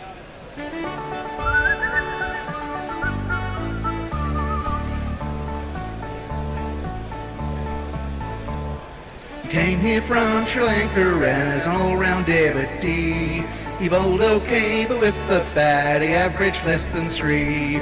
Dason Shanaka. It's been hit in a pad first ball with a very slow delivery. I think Adil Rashid's kind of learnt as the tournament's gone on. Give it a little bit more air. Also, Adil Rashid has got his first wicket of the tournament. Yes, of course. Pitched on about middle and leg. Probably going to miss off though. That turned quite a bit. I mean, that's the worry, I suppose. They've got some decent spinners of Sri Lanka. Wicket, 118 for 4 with bugger all. That is swept from a long way outside off stump by Daston down to deep square leg, and it'll be a single. He's bowled very, very well today, Rashid. He has. Well, this is what I mean. Today he's given it a lot more air than he has. I think at the start of the tournament, he was doing the flat stuff that you do in the subcontinent. And it was all standing up and getting hit. And I think as the tournament's gone on, he's just decided to give it a little bit more air. And consequently, it's become harder to hit. Banuka facing up. That one is driven outside off something. It was a googly. Stretching for it. It's going to go out to the man in the deep, and it'll be a single. Right, more tweets. The end of that over. 120 for 4 overs to go. Dave Wood says all Batman does is highlight the generally poor level of the criminal minds of America. Angelic Scooter says, my problem with Batman is we all know someone that rich would be solving crimes, but instead doing everything they can to own the libtards and generally make everyone else's lives worse. Yeah, they're the criminals, really. That's a very good point. Somewhere, Ricky Ponting is bitching about dodgy subfielders. Sorry if you hear my fire alarm going off in the background. I can actually, but unfortunately, it's just been put in and it's misbehaving. Mog says, if Chris Jordan caught everything, he'd be dead of AIDS and Ebola and COVID within minutes. Fair point, I think. Terrible. Who is going to bowl the 16th over? Are they going to bring Woody back? He's only bowled one over, hasn't he? Went for 17. That's the one thing about England. Another good thing about it. By the way, Hendo, you should have come in, mate. I've got 3 cups of Costa coffee here. I'm going to be right hopped up. Gutted. I'm gutted. I'm just about to finish the second one. I don't want them to go to waste. Brian sent them in. Sammy Curran is going to bowl the 17th over. So there's 2 of Curran, and then presumably Wood's going to have to bowl at some point. Well, I think there's left as well. I think Stokes has got one left. Wokes has got one left. That's into the pads. I think pad, maybe a bit of inside edge. Squirts out on the offside, the point when Moeen Ali fields, and there'll be just the 1 run. I mean, England. Go on. I'm just going to have to make a quick departure to try and deal with my smoke alarm, which is going off for no good reason. Back with you shortly. Take the battery out. Always works. Smash it with a cricket bat. That would work as well, probably. If you're there, message, you want to jump back in for a second? Can't think what I was going to say. 121 for 4. It's pretty. Probably something about Urban Foxman. Yeah. Sammy Curran is in and it's defended into the offside, and there's no run. They are playing slightly weirdly. They're 122 for 4. They've already got like a bit of a score. They've got a start, haven't they? They're just not really doing anything to try and push this onwards. No. It's like knock it into the offside, knock it into the leg side, single hit. We're looking at like one big shot or one big shot attempted every over. Nothing really more exciting than that. It's kind of weird, isn't it? I mean, you feel that they just completely given away the advantage they got out of a really decent power play. And now they're looking at a pretty average score. And they should have been looking at 200. After that power play. Oh, yeah, we were on. Bennett thought they were going to get 200. Well, exactly. I went under 171.5 and thought it was going to be quite a tight call. I have no qualms about that at all now, as that's defended square on the offside for a single. It's weird. Yeah, it is a bit. Yeah, I mean, like they don't bat particularly deep, and I think they've only got 2 players who average more than 20 or something like that. It's a weak batting line. Yeah, it is. Like batting card, but to be able to put pressure, they had an advantage. They were, like you were saying, they started so well that they they had a free shot at a big score. Yeah. Oh, good keeping by Butler. Gives himself some room outside the leg stump as Dasson gets a top edge that would have gone through first slip, but Butler got across and stopped it. It's good. I didn't have to make up so much ground as I thought he did, but had to get down low. It was quite skidding and going reasonably quick. There'll be a single. I don't mind that Woody hasn't bowled more than 1 overs. I think that's probably good captaining, actually, as that is full and wide outside off stump, and Dasson can't get a bat on it. It goes through to the keeper and there's no run. Look, if you think your bowler's going to go for a shed load of runs and you've got options, don't bowl him. Don't bowl him, exactly. I mean, there are plenty of teams that would have to, but England don't have to. I mean, what we got seven genuine bowlers in the side, if you include Livingston. Yeah. So he's bowled 3 overs. Yeah, he's been pretty. Moeen's bowled 1 as well. So yeah, that's a lot of. That's the Wood overs. Exactly. Dasson faces that again. That's full and wide and inside. The batsman wants a wide, but it isn't a wide. It's not wide. It's a really good dot ball. Couple of centimetres inside the white line, and they're going nowhere fast. Score predictor still has 167. They need 15 and over to get there. Yeah, exactly. They're not going along at 15 and over. This over's gone for 2 so far. I think it's the 17th done. It's over. It's over. Yeah. Mark says if Chris Jordan man caught everything, he'd be dead of AIDS and the bowler and COVID within minutes. Russ McD says, any idea when Jofra might stop being broken and start being available before inevitably becoming broken again? Well, he's been bowling. He's been bowling in nets. Yeah, apparently so. I mean, there was talk that he'd be fit for this, but clearly not. It'd be handy if he was fit for the World Cup next year. I think they said they wanted to take him to Pakistan for the test. I can't imagine that actually happened. I'm sure I've read somewhere that that's when they were looking at having him back in the squad.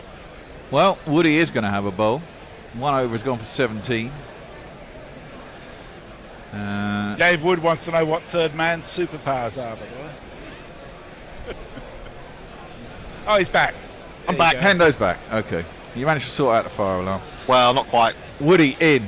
Big swing, no ding from Banuka. And it goes through to the keeper and there's no run. I'm looking forward to this battle. Well, exactly. He gets hold of one of them, it's going to go a long way. He's tried to hit that. I don't know what the river is. Is it the Swan? No, that's the other side. That's Perth. Yeah, I don't know. There's a river. There's a big river. There's a sea too. There's a harbour. There's a harbour. There's a harbour which goes out to the sea, obviously. And there's beaches. I've been on Bondi. That doesn't surprise me. I got sunstroke at Bondi. That doesn't surprise me either. Woody. Oh, it's gone up in the air, but it's gone down to third man. Oh, there is a fielder who's going to come round and get it. It's Wokes. So it'll only be 1. I thought there was going to be 4. That was. I arrived there after a 23-hour flight. Well, no, probably more than that because I stopped in India on the way. It was my year off. I'd thrown up the night before and had the most horrific hangover and 2 hours sleep. Then fell asleep on the verge on Bondi Beach for 3 hours in January, and then was throwing up for about 5 days after that with sunstroke. Oh, 5 days? Yeah, I was in bed for 3. Jeez.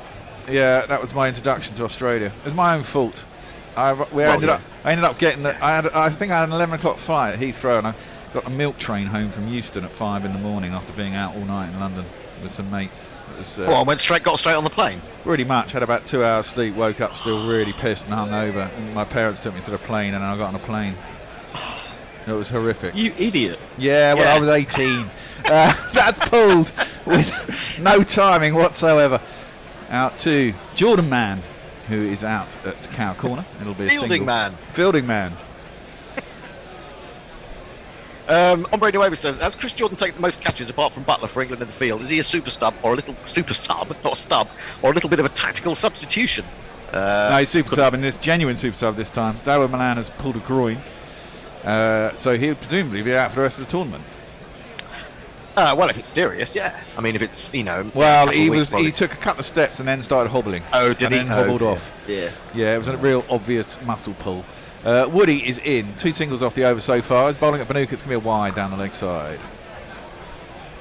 England haven't bowled many wides. No, good. They haven't. It's been pretty good.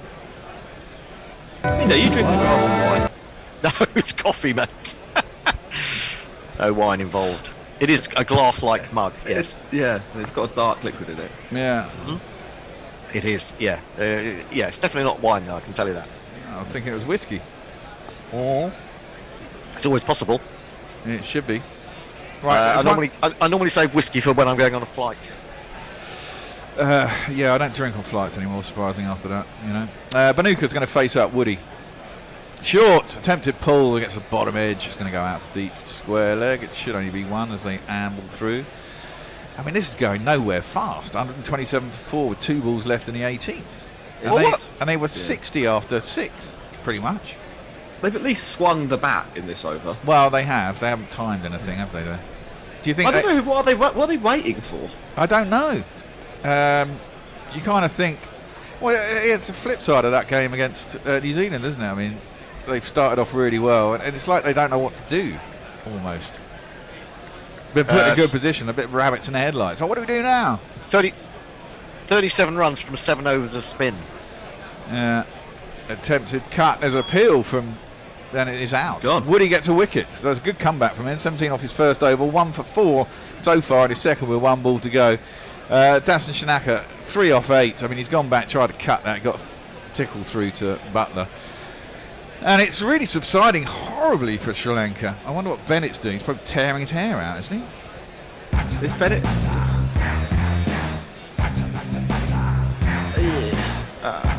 It was a bit of a nothing ball, to be honest. Yeah, exactly. It's just like he just swung and got a little tickle through at the keeper. I mean, it's probably the right. That's not good. No, it's not good. I mean, it's probably the right shot to try and make. It's quite straight. Give yourself some room. Try and cut it. Maybe hit the gap and get 4. But I mean, he's just missed it basically. Well, he hasn't missed it. He's got a tickle. Maybe just a little bit too quick for him. It wasn't as quick as ball either, was it? Hasaranga comes in. He's got a jingle that goes. But don't look back, Hasaranga. I heard you say. Now, do I have this third cup of Costa coffee? All yeah. Right. Yeah? Nail it. Nail it. I'm going to be just fucking on the ceiling, man.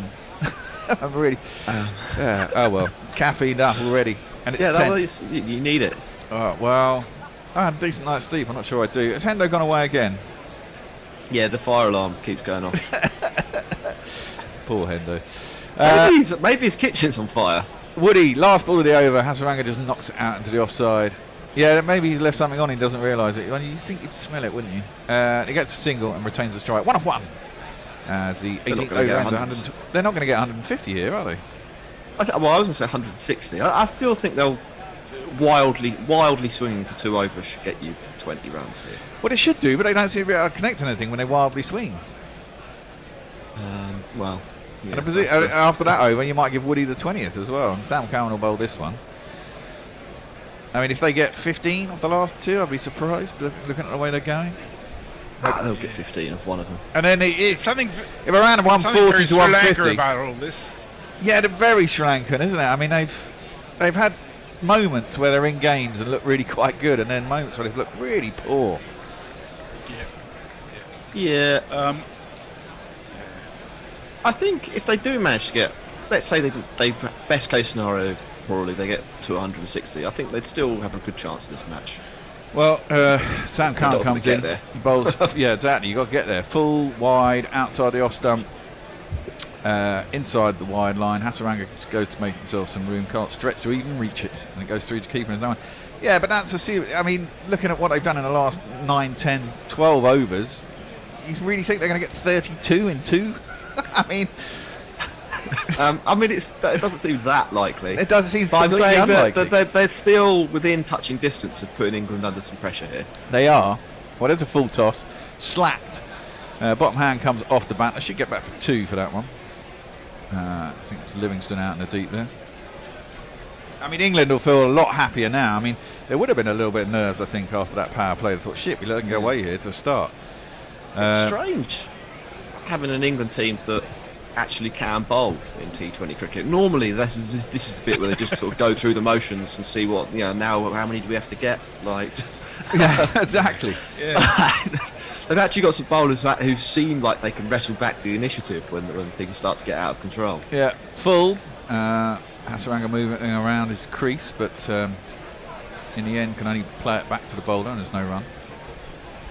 I mean, it's 2 And off the first 3 balls of this over. Yeah. Well, Curran's been the best of them, isn't he? Yeah. Every time he's bowled in this tournament, he's had the ball on a string, to use the spin bowler's analogy. Yeah, he's got really good variations as well, hasn't he? Yeah. He's quite smart at the end. A thinking man's cricketer, because he's not the quickest. That one's full, and again goes across. Hasaranga again tries to give himself some room. And that's a big swing, no ding, through to Butler, and ain't no run. I mean, 2 off full balls. That means they've got, if they're going to get 160, they've got 30 off 8. They're not doing it now. They're not doing that. That's pathetic. What I really don't get here, I mean, I know Hasaranga's got a little bit pop, but Rajapaksa is properly one of the best in the world against pace bowling, and he's standing at the wrong end. This happens. Oh, he got inside edge. I thought that'd come off his pad. If it had, it'd have been fucking LBW. But no, they do get a 4. A rather streaky one. I mean, if he'd have missed it, it was going to be clattering into the stumps via his pad. Yeah. But instead he gets an inside edge and goes very fine, and it's 4 runs. 2 + 2 is on man. I mean, he's gone well outside off stump, hasn't he? Then he stepped back into line, and that was basically going on to hit middle stump. And he's nutmegged himself with an inside edge for 4. Streaky, well, they all count. 26 off 7 now for the 160. 3 a ball plus. Why would you do that? He's similar ball. He hasn't gone as far across this time. He's given himself some room outside leg stump. They've gone. He's mistimed it up to long on. Long on's wide, and they'll get back for 2. 8 off that final over from Sam Curran. 136 for 5. So if they're going to get to 160, they need 24. That's not happening. Hendo's just told us he's just smashed the shit out of his smoke alarm with a hammer. Surprisingly cathartic, however, the flat is now on fire. Mike Taylor's very rude. He says the collective noun for gorillas, the big apes, is a band. There is no collective noun for gorillas, so an opportunity exists to create one. A beaver, perhaps, or on account of your beards, a profanity, a blubber. Thank you very much, Mike. That's the thing about collective nouns. There's actually no law to stop you creating a collective noun on anything. Isn't it an army of gorillas? You can make whatever you like out of it.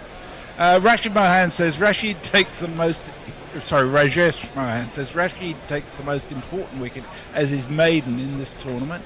And Mog says, for whatever it's worth, I'd be getting the copyright for Urban Foxman locked in ASAP. The movies are running out of characters. Who's doing the artwork? Beluga is going to face up. Woody is going to bowl the last over. I expect Leo would volunteer. Yeah. Get Dan Diaper in. Yeah. Oh, God. Banuka, 18 off 20, is going to face up. Woody's bowling the 20th over. First ball slammed out to deep cover. Well, there isn't a man out there. He's going to not get it. It's going to be 4 runs off the first ball. Well, 24 is possible. 4 off every ball, obviously. Yeah, good shot. 2, 3, 4. 2 full, 2 wide, allowing him to play that shot. He has absolutely smoked it, though. Yeah, he has. Like it's a really, really classy Livingston shot. kind of got across there, but he was skirting along the boundary sponge as he was fielding it. So. Could have done some damage to his groinal area the way he died. Well, they're used to that, isn't it? It's professional sport. Yeah, he rolled over the ball. And it's Calvin's. I can't believe they're even looking at this. But they are. 4 runs. Really? It's 4 runs. Yeah. Yeah. Jeez. Oh well. Yeah, 140 for 5. I mean, England, 150. They should get 150. England will be happy with 150 though. I think they take it. Yeah, they would. Wood in. Oh, it's hit up in the air. There is a fielder. It's Sammy Curran. And Banuka, having smoked a 4, is out next ball. Woody gets a second. 152 kilometres an hour, 95 miles an hour. It's just too quick for Banuka. Could only spoon it up to Sam Curran at mid-on. And we have a wicket. The crowd says, the crowd says, the crowd says you're out. Really cramped for a room by the time. He was very late on it. And it's just spooned up off the top edge. Gave him a big billing and he didn't live up to it. No, he didn't. What did he get? 22 off 22. Mind you, in the second half of this innings, that's quite a good score. Yeah. 146 with 4 balls remaining. Chris TV makes a good point. He says Sri Lanka haven't scored 200 plus in a T20I since 2018. So even with that great start, I'm not sure how likely it was. Wow, clearly they need good starts because they don't go anywhere afterwards. Who's the news batsman? Shamika.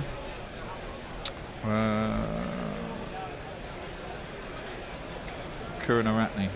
Jamaica, there we are. This guy. You know what humbleness is worth when Jamaica inherently earth. Short ball by Woody. Oh! It's a race between him and Hasaranga as to who gets to the ball first. It just dropped down into the ground. He's trying to pull it. Jamaica, it was too quick for him. It just came off his thigh pad. Woody didn't kick and hit the stumps. The only person who's done that was it Mitch Marsh yesterday or Pat Cummins? Pat Cummins, wasn't it? Pat Cummins. But he wasn't out. The cum dog. Yeah, the cum dog managed to kick it into the stumps. First accurate shot from a bowler all tournament. And it wasn't out. It's always a shame. Hasaranga scoring at more than 1 a ball, 9 off 7. With a cheeky 4 in the last over. And Sri Lanka 141 for 6 with 3 balls remaining. Mog wants to know whether your sunstroke escapade was before or after rubbing your balls on Michael Caine's stuff there. Before. Short follows Woodinder Hasaranga as he goes miles outside his leg stump. He's looking for a wide, but it's not. It's a really good bowling from Wood. Really followed him and got it short enough. And he couldn't uppercut it over third man. He went right across the stump. He was doing a hokey cokey. All over the place. All over the place. And you wonder whether you're doing that too much. It'd be better to stay still and hit what comes at you, you know. I think if you're really scared of the ball, you can do that and get yourself over the square leg, and it looks less embarrassing than if you back away. True. Wood in. Ooh, that's fallen straight. He's done it again. And I wouldn't bother. Oh, no, that could be a run out. I don't think so, though. Basically, Hasaranga's done the same again. This time, Woody goes full straight. He misses it, goes through to Butler. They take the bye anyway, or go for the bye. Butler misses the stumps at the batsman's end. It goes down to Wood, who does take the stumps at the bowler's end. I think Hasaranga have got there by then, though. Yeah, it looked like he had to dive. Maybe not. In fact, no. Oh, he's got him. No. He has got him. I thought he made it, but he's short by about 6 inches, is Hasaranga. So the run won't count. They will get the batsman up the other end. It's probably not what you want, actually, Jamaica. But hey-ho, it's not going to be a run. It's going to be 141 for 7. I mean, this is terrible. I mean, I went under 171.5, and that looked a bit sort of... I thought about going over. In England's wildest dreams, I don't think they thought this would happen. No, and especially after that start. They scored 76 runs off the last 13 overs. Yeah. I mean, basically, they're 60 runs short, in my view. They're a good 30, 40 runs short. Yeah, in mind, especially from where they were. I think they could have won with the 160. They've got some good bowlers, and you never know, do you? You've got a ticket. Exactly. You put 160, 170 on the board, you're in the game. We've seen in this tournament 170 is a really good score. Too. Yeah, it's probably worth 190 at Bristol or something like that. Yeah. Although this ground with this short boundary, I think is a little less so. Well, last ball of Sri Lankan innings, 2 in this over, 2 wickets, 1 for Wood, 1 was a run out. It's full, it's hoiked, it's in the air, it's going to be out. It is. And Woody ends up with 3 for 26.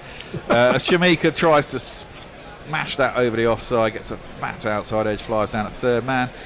Gets caught by, was it Hales? I think it was. I don't know, they got a camera on him, or maybe that's because he's going to go and put his pads on. And Sri Lanka really subside to 141 for 7. I'd like to, what were they after the power play? 59 or 60? 57, I thought. I think someone said they were on 65 after 7 overs. Hold on, I shall tell you so in a second. After 6 overs, there were 54 for 1. Yeah, so to get less than 100, as you say, I mean, that's bugger all, isn't it? I mean, it's 90, no, it's not even that, it's 87 in the last 14 overs. Yeah, in fact, after 5 overs, there were 52 for 1. So, I mean, that's less than 6 an over they've gone at for the last 14 overs, which is pretty cool. Yeah, it's not great. I look, on the bright side, if you're Sri Lanka, it's not 120. Teams have won matches in this tournament with 140. They have so indeed. You never know. And it's a used pitch. They've got Hasaranga. They've got Tikshana. There is the wild card. The miracle is still on the table if you're Sri Lankan or Australian. Well, yes. But I think England will be very happy. Yes, England will be happy. They have to fuck it up.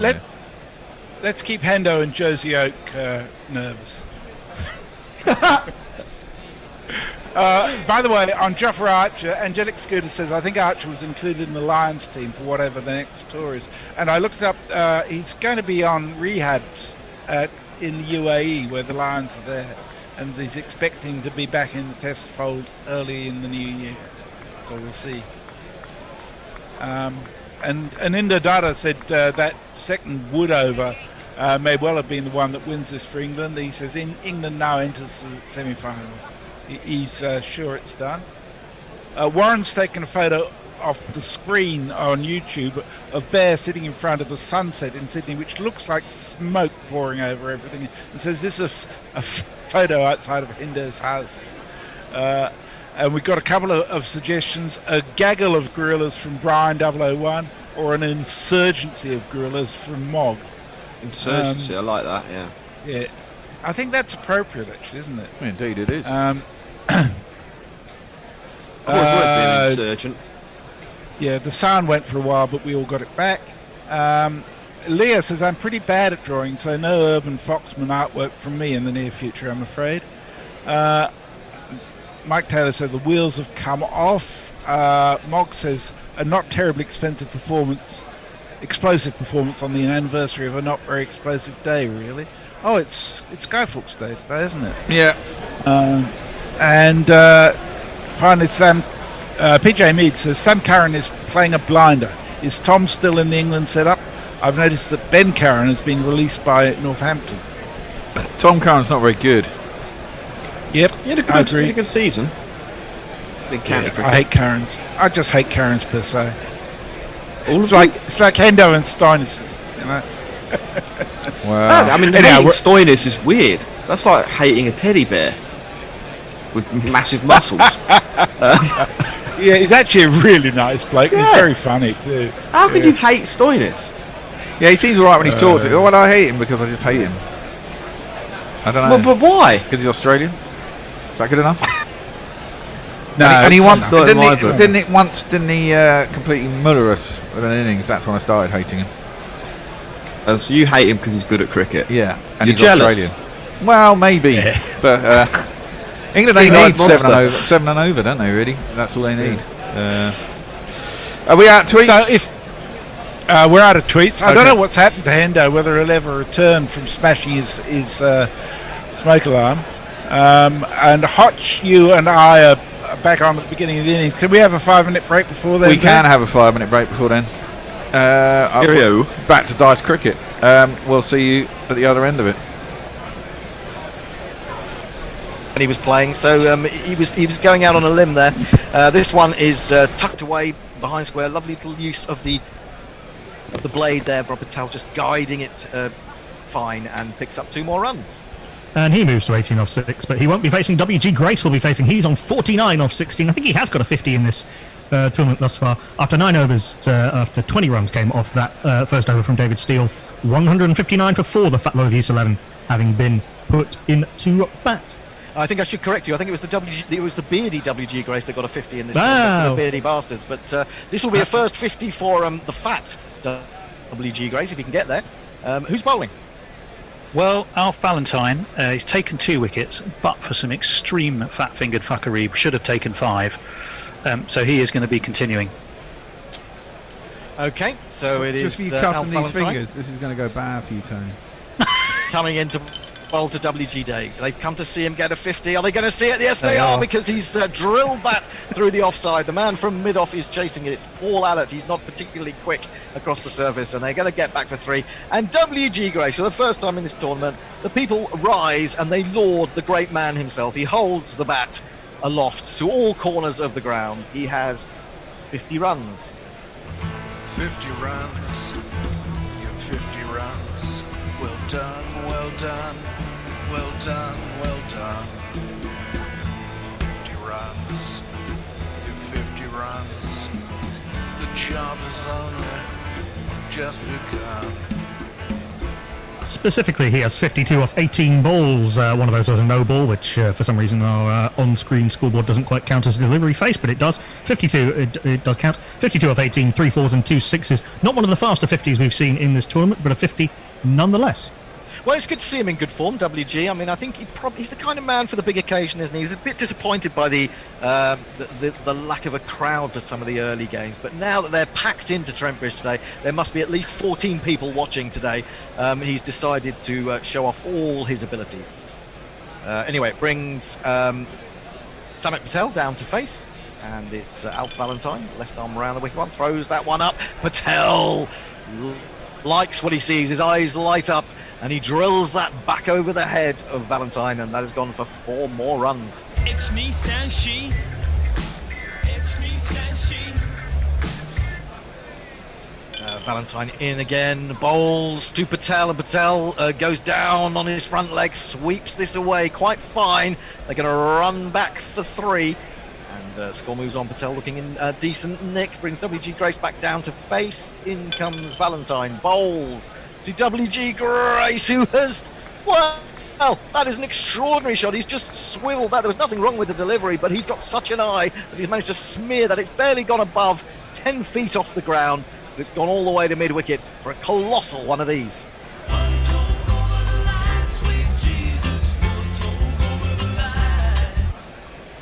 Lovely stuff from WG Grace. We're seeing all his skills now. And once more, now would you believe it? He's never seen one of these before in his life, but he's brought out the reverse sweep, WG Grace. He says, you may not have seen this in 1885, but you see, I can adapt. And he's put that fine of the man at on the 45, and he's put another boundary.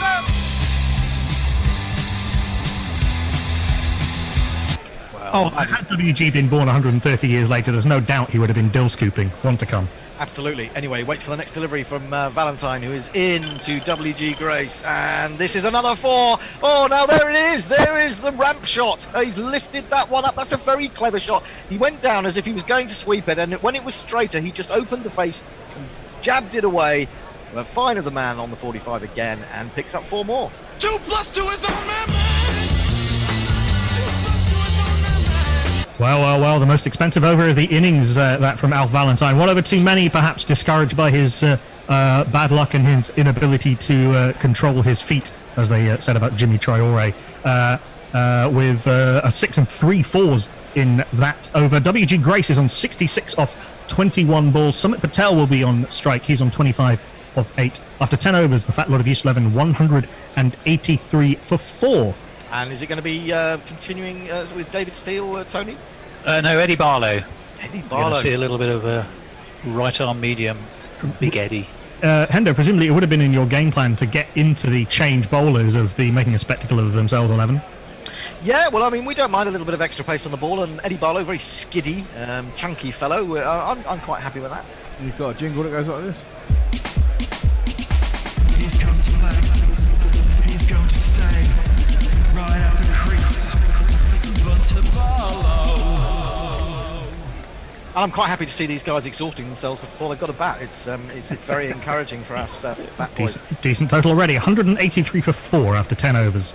Right, in comes Eddie Barlow, bowls to Samit Patel. He's going to pick up 3 runs here as he just uses the pace of the ball to lay it down.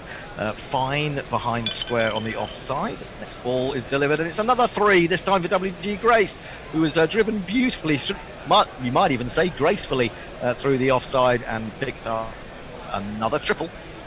In he comes again, bowls to Samit Patel. Samit Patel looks at this one and just leans into it, smacks it hard and high, over extra. That's going to go all the way for one of these.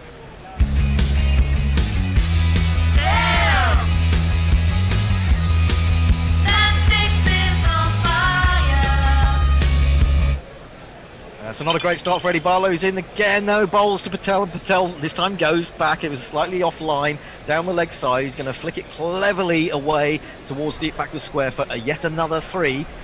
Brings WG down to the face. In comes Eddie Barlow, bowls to WG. WG's going to take another 3. This is a lot of running for these boys. They're going to need some more bounties, I would think, by the end of this little partnership. They picked picked up 3 more now down behind backward points on the offside. Yeah, 1 to come. Sami Patel, oh, now there's a big appeal here from Eddie Barlow. He's got that straight, has he? Oh, well, no, it's brilliant work from Dick Young behind the stumps, who's just grabbed that one-handed, whipped the bails off, and Sami Patel had just stepped outside his crease. What on earth is going on there? But he's broken a very, very awkward partnership for the respectable 11. Now you're gone.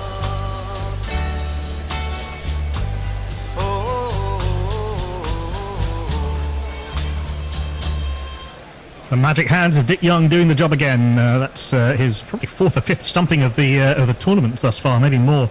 Sami Patel gone for a bright and breezy 37 off 12, almost the fastest scorer of the innings, or certainly second fastest to the great WG.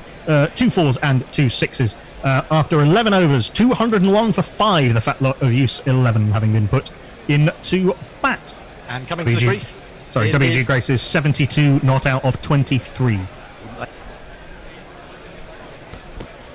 We're back. It's like a timeless test, that dice cricket. Yeah, I know. Always the same result. Always the same result. Strange that. Hello, everybody. Hello. Hello, Al. How are you? We're doing okay. The sun's just coming up. Glad the game's not being played here. Bad light would have very much stopped play earlier on. Yeah. With it being completely dark. Yeah, I imagine that. How many overs? I'm predicting 14. 14. That's. I think it'll go. 14. I think it'll go nearly the distance. I think 19.1. Really? Oh. Yep. The equation is really quite simple. If England's competition is to continue, they need 142 runs. For Australia's to continue, they require 10 English wickets. Well, if England win, no one wins the GPL. In fact, no one's even near the GPL. 347. Oh no, hold on. What am I talking about? Yeah, no, it'll be 283, won't it, if England win or thereabouts? Not even 300. It's going to be Deekshana who's going to open the bowling. He sounds like this. Hails, oh no! Hails, the gang's all here. What a extra weekend! What a extra weekend! Hails, hails, the gang's all here. What a extra weekend now. The Mahesh Mystery Ball is coming to send you away. Coming to send you away. A little bit of in swing with that first delivery. Very full. Butler tries to drive. It reaches mid-off, but there'll be no run. And this man's Pryor ain't no loss, 'cause we found someone Sutler. Okay, he can't spell Joss, but he also can't spell Butler. Joss Butler. Again, in swinging into Butler. More a 56 miles an hour. It's pitched up well enough that he's not really given it a chance to almost spin, I guess. I don't think that's swing. I think that's drift. That's drift. He gets a lot. Certainly moving in towards Butler's off stump. No run off the first 2 balls. That one is more down the leg side. Butler eases that through mid-wicket. And England's innings is, well, off the schneid. 1-4, no runs. Yeah, England are going to have to score reasonably against the spinners and make hay against the pacemen. I mean, it's only 7 and over in T20 internationals. It should be a really gettable score, but pressure does funny things. That's why I love actual tournaments rather than pointless. I mean, this is a pointless T20 in Sri Lanka or England in the middle of the summer. England will walk this, but being a must-qualify game, it could do strange things. Full toss onto the toes of Hales. He flicks that through square leg, and there is a fielder who will move around the boundary, do the fielding, but not before Hales takes 2, and England are up to 3. Well, yeah, there's no need for.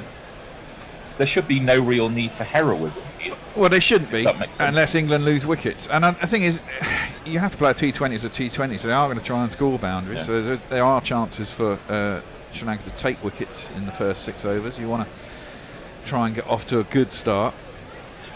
Also, we need to consider if wickets fall that Milan may not bat in his regular position. Well, it did look like he injured his groin. As Deekshana is in again. This one outside the off stump. Hales tries to pierce the cover. Ringer fielders are unable to do so and just want to come in this opening over. Bear in mind too that both the umpires are Australian, so Yeah. Well, thankfully the DRS is there for these howlers made by homers, eh? Ooh, that is kept a little bit low and came on with the arm, and Hales has swung and missed at that one. Dechana looked like it was maybe an edge that was not taken by the keeper. Either that or only just missed the off stump as well. There's another one he's flicked out the front of the hand with his finger. It's gone straight on. No, I don't think he's edged it, but it's close to the stumps as well. Maybe he did edge it. We will see, but at the end of one, it's 3 for no wicket. Jez. Oxymoranica says England can't fuck this up from here, surely. And the Aussies will be out. So it's sort of double win for English supporters, isn't it? Not only getting to qualify, but also seeing Australia disappear. Yeah, you imagine the grief we'll get if we fuck this up and Australia do get through. Oh, believe it. Mog says, I kind of feel like the sting is already out of this game. You'll have to work extra hard to entertain us now. Well, it's going to be Rajitha who's going to bowl the next over. I don't think I've got a jingle for him. That's what I have. I'll play it now. You can talk over the top of it when he comes to bowl. Thank you. I lost my place to the Trundler K-Sun. Nice. At a time when playing cricket for Sri Lanka. That is a good length ball just outside the off stump. But defends and there's no. From Candy down to goal. And it's best if he just doesn't bat at all. That's a cracking jingle. I've not heard that one before. That's a great jingle, Mog. Thank you. I'm not sure that's Mog. Oh, Mogs normally have his name on. That one doesn't. So maybe it's Burko. Could be. Either way, good work. Indeed. Yes. So, Rajitha coming in. That one more on the legs. Butler whips this behind square on the leg side. But the fielder is placed well. And there'll just be a single. 4 for no wicket.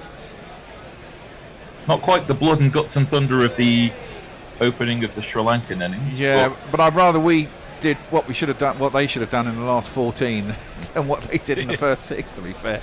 True enough. Never a truer word said by the Bear. I mean, they were going under 6 and over for a lot. They lost. I think on the TV they said they were 60 for 6 in the last 10. Yeah, it wasn't. It wasn't pretty. It wasn't. Yeah, or it was really good bowling by well, no, a bit of both, but you know. Yeah, bit more back of a length. Hales is able to put this towards mid wicket. Good running from the 2 openers, and they'll take 2. Just got to take every run that's on offer. Yeah. And then when a chance comes to accelerate. They've got to play this very professionally and get the job done. Really. You would hope so. No, I mean it's like we said, it's well within possibility, well within capability. It's just a matter now of not putting ourselves under England not putting themselves under too much pressure early. As Hales steps back and lofts this beautifully over mid-off, it takes a bounce or 2 and then goes beyond the boundary sponge for England's first 4 of the innings. 1, 2, 3,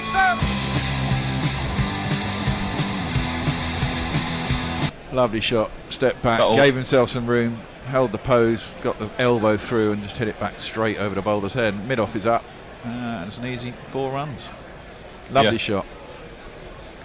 Just again, Hales seems to be coming right at just about the right time of the tournament. I don't want to say that too early, but he had a decent innings in the last game. It was a bit shaky in the first 2 or 3 of the games. Maybe trying too hard. That is filth down the leg side, and that would be a wide in almost any format, but definitely one in T20. Wide. And you'd think Hales could manage to get a few more tattoos on his arms, wouldn't you? It's a modern way, isn't it? Apparently, it's a lot easier to get rid of tats now than it used to be. Oh, that's because I mean, the thing is, it's great when you've got a real hard body when you're young and you have loads of tats. That'll be good news for Hendo. Because that is again slapped over the top of the covers, and that will be 4 more beautiful runs for Alex Hales. It's Nissan She. It's Nissan She. I mean, when you get old and fat and you're covered in tats, it can't look very pretty. Yeah, I don't find them particularly pretty when they're No, I don't. That seems to be in vogue. You do wonder about all these players, you know, in their 20s, covered in tats, and then they're all going to get old and realise how shoddy they look. I'm just an old fat. Well, yeah, as well, because the ink runs as you grow. So, I mean, if I've got to get them touched up, or they're just going to blur out and just become blobs by the time you're 40. Well, I'm already a blob. Well, same here. I was gonna say I'm getting into shape, but it's more of a round shape than a. Last ball of the second over. Bit more pitched up. Hales drives, but cannot keep it off. And at the end of that second over, just like the Bear said, make hay against the seamers. It's 15 for no wicket. That was good over 12 off that. Over to you, Messi. So Mog says, now we all know how much I respect the Bear and all that he does, but he really needs to lose the phrase, I don't think we have a jingle for him, because we always fucking do. I know we do, but it's my natural reaction when I can't find it in the cart and I have to go and look for it. And he also says, yes, that bit of chisel was Perko. I hate the song, but I love the jingle. Yeah, I'm with you exactly on that one. I just think it's an inspired. What tune is it? Song. It rings a bell. K-San. By? K-San? Cold Chisel. Oh. No, I don't know that at all. It sounds It's a bit of an Australian anthem, supposedly. Oh, right, okay. One of those, huh? Yes, shit.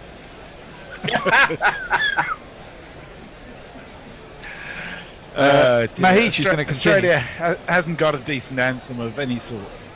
Well.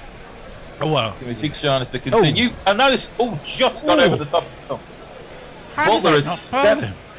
Butler has stepped back and the ball has gone right over the top of the middle stump by millimetres. I don't know how that. Every ball he's just flicking out the front of the hand, isn't he? Yeah, that is bounced up like a tennis. Actually, it's missed the stump by quite some way. It's bounced up like a tennis ball, hasn't it? But over the top of middle stump. Over the top of middle stump. This one a bit further, pitched a little bit shorter, and Butler's been able to turn that to deep square leg 2. That was a good shot. Bowl's a little bit too short. Did he get anything on that? No, he didn't get anything on it. No edge. No. But just, I mean, you could not get more over the top of middle stump. He's a danger man. This is his second over. Don't lose a wicket here. Yeah. Yep. Hasaranga still to bowl, of course. More pitched up this time. Butler drives, beats mid off, and that will go the distance for 4 runs.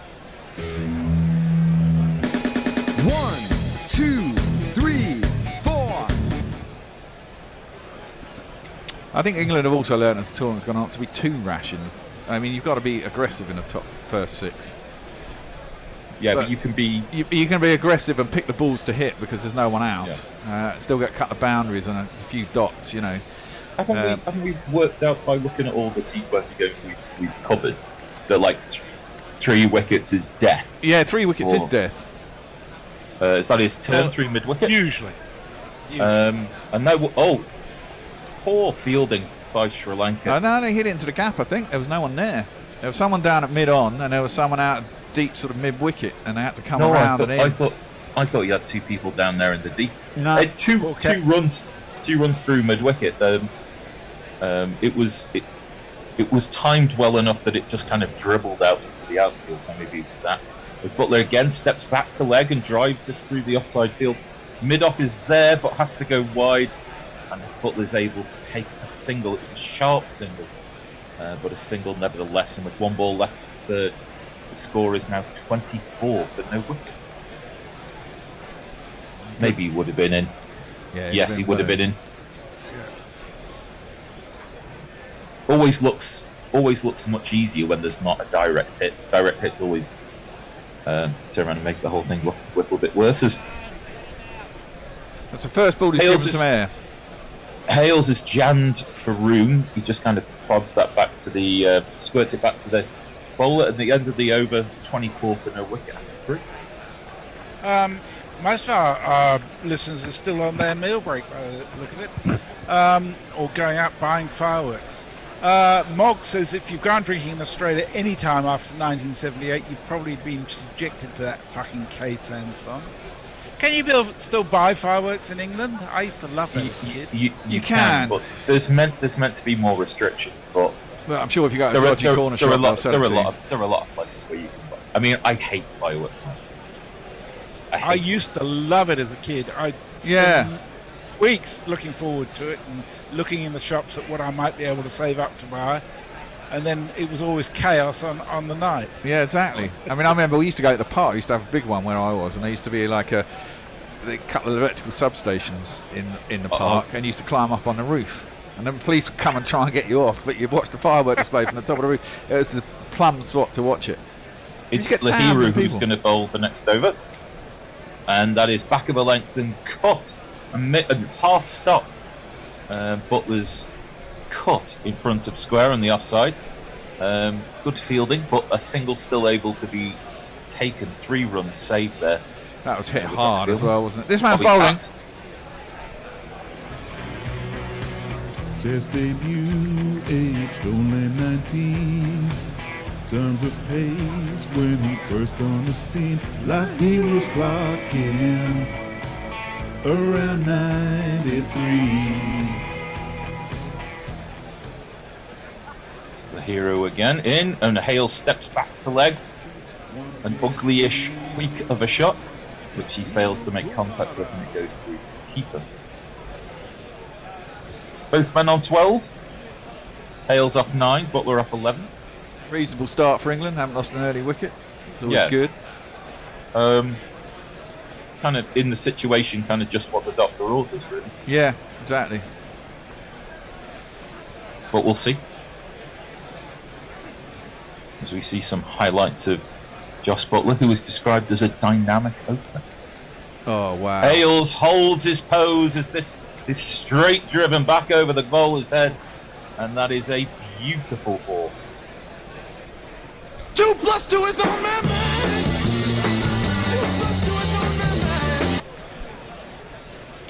He's also not trying to hit the ball too hard, Hales, is he? No, and he's playing through the line of the ball rather than trying to bottom hand it or anything like that. He's playing straight, isn't he? That's a great shot. And he knows there's no one back there, so all he has to do is get it over the bowler. It's 4 or 6, depending on how he hits it. Good start from Hales. Sometimes you see people try to hit the ball too hard, and that's where the mistiming of it goes. But he seems to be playing a little bit within himself. Commentator's curse coming, obviously. Flicked off his legs. And again, just 2 bounces and then thud against the advertising hoardings. Back-to-back force for Hales. And if you kids can't listen, and you bound to see the way you get shot across oh dear. And no ball. Oh, no. Don't need that, do you? Over the line! Huh? I'm sorry, Smokey. You were over the line. Big. Free to talk it.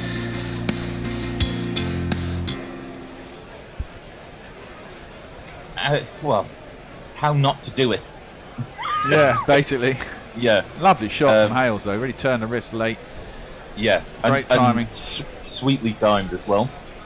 So, we're in the free hit zone. And Hales has, well, got an edge on that. A big, arcing, carving edge, which goes down to third man, and there'll be a single just off that. Kind of got away with one there, really. Yeah, they did get away with one. So 35 for no wickets, your total.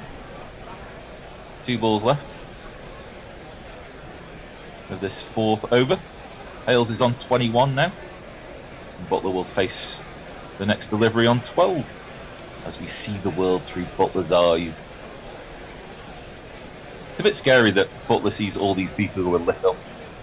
As Butler has tried to go down the ground as well, and that's gone high. Has it gone far? Far enough. Far enough. A despairing dive by mid-on. He can't quite make the distance, and Butler survives and takes 2. Yeah, mid-on was up inside the circle, wasn't it? So there was a good chance he was going to get away with that if he just got enough length on it. He clearly didn't time it right. Off the bottom of the bat, really. Yeah. I mean, Hasaranga was still a yard short of it when it got to him, when he chased it back, so there was never really a chance. Good fielding after he sprawled on the ground. Caught it on the catch on his way up. Bounce, didn't yeah, caught on his, when he was spinning around on the floor. Last ball of this 4th over. The hero in. Well, no, Butler's tried to pull that short delivery away. It is hitting amidships. Yep. And in the confusion, there's been a leg by. Butler's going to stay on 14. Hales on 21. England after 4 overs, 38 for no wicket. Jez. Carol Robson in Adelaide, who goes by the excellent Twitter handle of Scrumpy67, says, you mentioned Khe-Sanh by Cold Chisel. While it was talking about an Aussie soldier coming back from Vietnam and struggling to adjust, Australians weren't involved in the Battle of Khe-Sanh. It was mainly Americans. And the alternative porn bot, says, will England go tits up? Will they bollocks it up? Will they be premature? What other sexually suggestive ways can they cock it up? Click here to find out.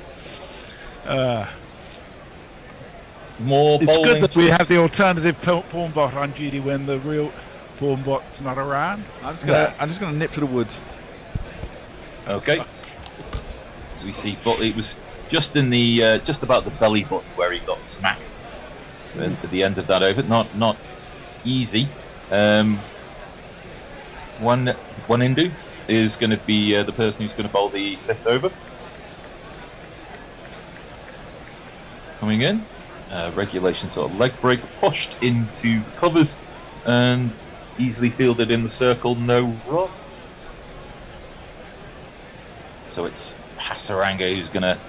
The second ranked bowler in T20, as that is more on the leg side and able to be pushed through a vacant mid-wicket area, but timed well enough that it'll only limit things to a single. Well, I'm sticking with my 14 over prediction. I think it may actually be conservative if this keeps up. Well, just a good start. Just a good solid start. As Hales pushes down the ground. There is no mid-off, but a long off.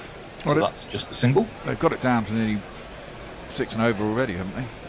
There's only 7 to start with, so now they can just push it around, really. They won't. So again, drifting into Butler, who just plays it straight back to the bowler, and there'll be no run. There'll be a change at the end of this over. You're staying on, Jack's joining us. Yes, he is. More Urban Foxtor, as that is cut away by Butler, and before anyone has a chance to say, where's that ball, it thuds into the sponge, and that's 4 runs.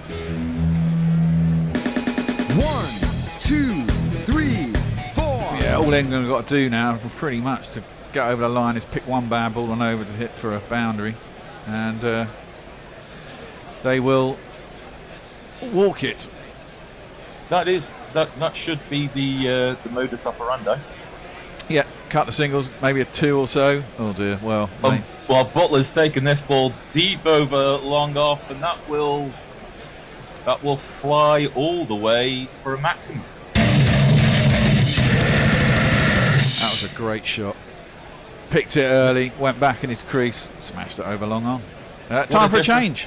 Messi's being replaced by Jack. Okay, not a maximum. Not a maximum, Al. You know better than to say that. See ya. See ya. All right, Jack. Feeling confident now? I was just about to drink a sip of coffee, and then you fired a question at me. Well, you know, I saw you drinking that coffee and thought, no. It's virtually game over, isn't it? Yeah, pretty much. They had to get early wickets. They've used, 2 overs of Tikshana. Hasaranga's gone for 12 in his first over. And you thought that would be the key for Sri Lanka, and they really struggled against spin. It looked like it's turning. It's quite a slow pitch, but with England not losing a wicket and these two having faced a few balls now, and the confidence growing, you can't see England collapsing like Sri Lanka did either if there is a wicket. You know, someone will come in and you think would do the job. Rajita is going to continue his first ball of his next over. It's clipped square nicely by Hales. Not enough to quite get it to the boundary, but a comfortable 2. And England move on to 52 for none. And the run rate's well below, well, just below 6 now, wouldn't it? Yeah, 90 required off 15 essentially. Yeah, they'd have to do a Sri Lanka to lose. Yes, they would indeed. And maybe this is where Sri Lanka are at. It probably is, to be fair, isn't it? You know, at times they're in games, but they seem to be able to throw them away quite well. Hales has gone high, long. Has he got enough on it? That's a short boundary. He has got enough on it, and it's into the stands, and it's 6 runs. Well, Messi said 14 overs. No, 16 overs, and he said he'd do it with 4 to spare. It's going to be over much sooner than that. You think so? I mean, it could. If these two finish it off, it will be. You'd imagine it'll be over in about 12 or 13 if these two get England through, and that would be a statement of intent. You know, England have lost early wickets in the last 2 games. The opening partnership has done the business. I mean, even now, if we lose a wicket, this opening partnership has done the business. We're in the 6th over. This is the end of the power play. Don't want to lose more than 1 wicket, maybe 2 in the power play. England have gone along at nearly 10 and over. As that's smashed over mid-on, who's up and down to the boundary. In fact, they're over 10 and over because there's still 3 balls left and on 62. And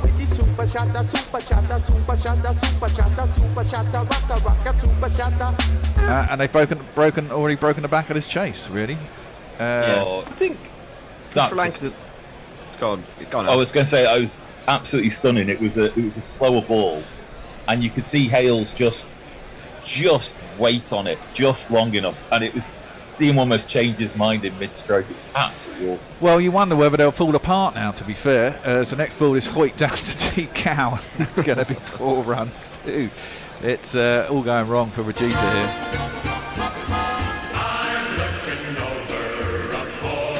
16 off the first 4 balls of this over, and Hales is what, 30s, 40s, 40 off 15, something like that. Yeah. Can we have the field that count? Because it doesn't look like there's enough, Jack. No, I mean, this is Hales at his best. He's got power basically all around the ground. And he likes Australia as well, doesn't he? He's done well in the Big Bash. And we've got to remember as well, from Sri Lanka's point of view, they're on like their 5th choice seam bowling option. They've had quite a lot of injuries. It's a little bit of a mismatch, probably. 66 for none in the 6th over. And Hales tries to guide it down to 3rd man. There's a big appeal from behind the stumps. Like bat on ground. Yeah, I think so. There's the DRS timer. You might as well take it. You got 2. I don't think he hit it though. It's a waste time. Maybe they just want to get on a plane home. Oh, they are going to review. Makes a signal. But I think... Oh, did he? Yeah, he did it. I thought he did. He did the review. Yeah, he did the review. So we're going to have a look upstairs. That's what I thought. Nobody looks very excited. All the flankers are standing in their fielding positions. Exactly. Waste a bit They're of time. not even doing the group get together. Umpire gave it not out. I mean, I think there will be bat on ground. Let's have a look here. It's wide. It hits the deck, it's ultra slow motion. He's nowhere near it, and his bat hits the ground. Yeah, looks pretty open and shut, that, doesn't it? Yeah, it does indeed. So probably get Snicko in for a this look. This is where Snicko will go. Yeah, definitely. But the thing is, the bat is going to hit the ground at roughly the same time as the ball goes past the bat. Yeah, but it's different. There it is. There you go. And it's hit the ground at the same time. So, are they going to say that's out or not? I think that's difficult to say. I think that's relatively clearly not out.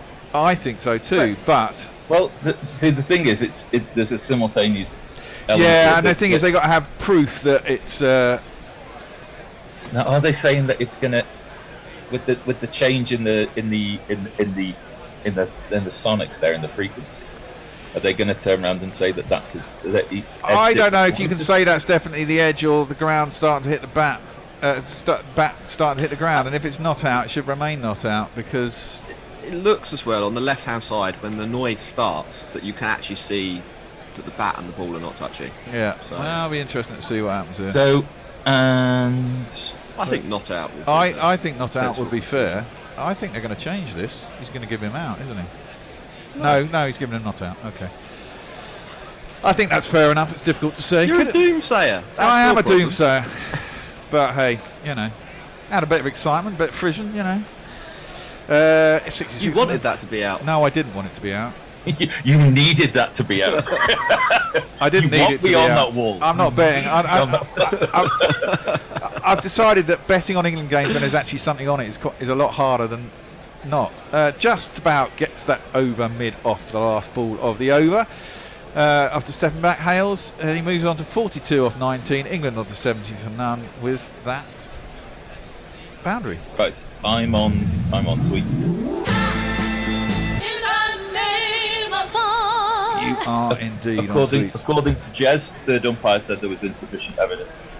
Mike Taylor, we used to empty the entire gunpowder contents of a standard variety pack into a big pile, then make a tail with the innards of a banger, the end of which we would light. It would fizzle like in cartoons with the pile, and woof. And the woof was called a genie. We were 5. That's the good old days. No health and safety back then. Terrifying. Rajesh Mohan, his favourite to win the India-England semi-final. Well, that's an interesting one, isn't it? I mean, the aim of these tournaments is to get into the semi-final. Then, if you can win 2 games, you're going to be champions. Yeah, that's the ultimate aim. England on the way to victory. Well, so with England on the way to victory, it would probably be New Zealand, South Africa, and England, and oxymoronica reassuring to England that Hales is coming good at the right time. Well, I would go for it, Jack. What do you reckon? I would much rather, if I was Indian, face New Zealand than England. I think England would be favourites in the semi-final. It'd be quite tight. I think it'd be tight. I think India have lost some of their best players to injury, and yes, a few others really just aren't in that much form. No, that's the problem. The top order, especially. I mean, Rahul got some runs in the last game, but he got dropped, didn't he? I mean, he should have been caught on a boundary and then went on to score 40 off the top and got himself out. Rohit's looked completely out of sorts for pretty much the entire tournament. Mahesh is going to bowl his 3rd over. He's bowling at Butler. He's 25 off 19, and he doesn't really seem to have done a lot, really. It seems to be all Hales, but he's still going along at a fair old lick. I think it'd be a good game, though, England-India. Yeah, it will be. 2 best teams in it. Exactly. They'll be tight. Yeah. That one is played out to Hasaranga, who's at mid-wicket. He's in quite short. Good bit of fielding. He went quite quick. But if you're interested in the odds, I'll do it after this ball. That one is clipped into the leg side by Butler, out squarish. Saranga has to go around the field to get a single. England are now the favourites to win the tournament. Oh, are they?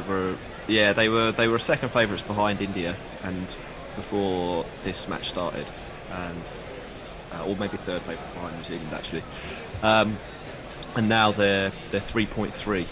Okay, I got them at 7-2 at the beginning of the tournament. So. And India are going the other way, presumably because the market thinks England are a slight favourite for that match. Well, yeah, exactly. As you say, apart from Sky, no one's really done it, have they, for the batting lineup? And if you can get him early, you kind of feel that they're under a lot of pressure. Kohli had a game, didn't he? Yeah, he did have a game, that's to be fair. Played back to the bowler. Can't beat him by Hales. No need to go this over, really, though, if there's not a ball to hit. Having gone along like a train so far, clipped down to long on, it'll be a single, and this is Mahesh's 3rd over, and you think he's one of their trump cards, but after 7 he'd have bowled out 3, so Hasaranga's only got 3 left, and the main threat is the spin, and then you've got to find some more overs from quicks and one other spinner, presuming. Butler plays inside out, it's going down towards the 3rd man boundary, it'll be pulled up inside, and they'll get back for 2 though. We only require 5.32 and over now. 74 for none after 7. Over to you, Al, if there's anyone there. There is. Messi Jez said, I would just love to see the final being England versus New Zealand to be determined in the 4th super over. And Mog, so what kind of rule bending shenanigans will occur to make sure India play in the final? I don't think there will be. I mean, anyone can get through. That doesn't really happen. No. India, well, they didn't make the semi-finals in the last tournament. 2019, they got wiped out because of, well, not because of the rain, but in the rain game against New Zealand. I don't, you know, I think there's a bit of a narrative that things are always easy for India and that India always make it. That is really what's happened in these matches. There was a long-term narrative, wasn't there, that India didn't play well in big games. Semi-finals and final. Hasaranga comes in for his second over. First ball is just bunted up towards long on. It'll be a single. He's gone for 13 so far, 7 balls. As we see Nasser, he's looking older and older and bolder and more crow-like as it goes along. Is his nose growing? Yeah, his nose is always growing. By the time he gets to 70 and he's still on the TV, it'll be like Pinocchio. So there's not a picture in his attic that's getting sting saying well, it doesn't seem that way. Butler swung that deep, out, caught, no, dropped, no caught. Good catch. Very good catch on the dive. Butler has smashed that out towards deep mid wicket. Chamika has caught that on the dive. Hasaranga gets his wicket, and it is Butler. Hales is the man who's gone though, 28 of 23 for Butler, and we have to say goodbye to Alex Hales. Sorry, just Butler.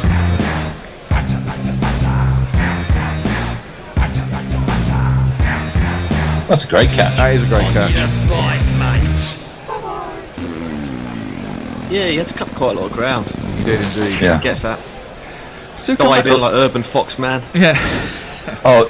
The true Urban Foxman wicket and catch of this whole tournament was in the first game. The New Zealand fielder who covered like 20-30 yards. Oh, Phillips.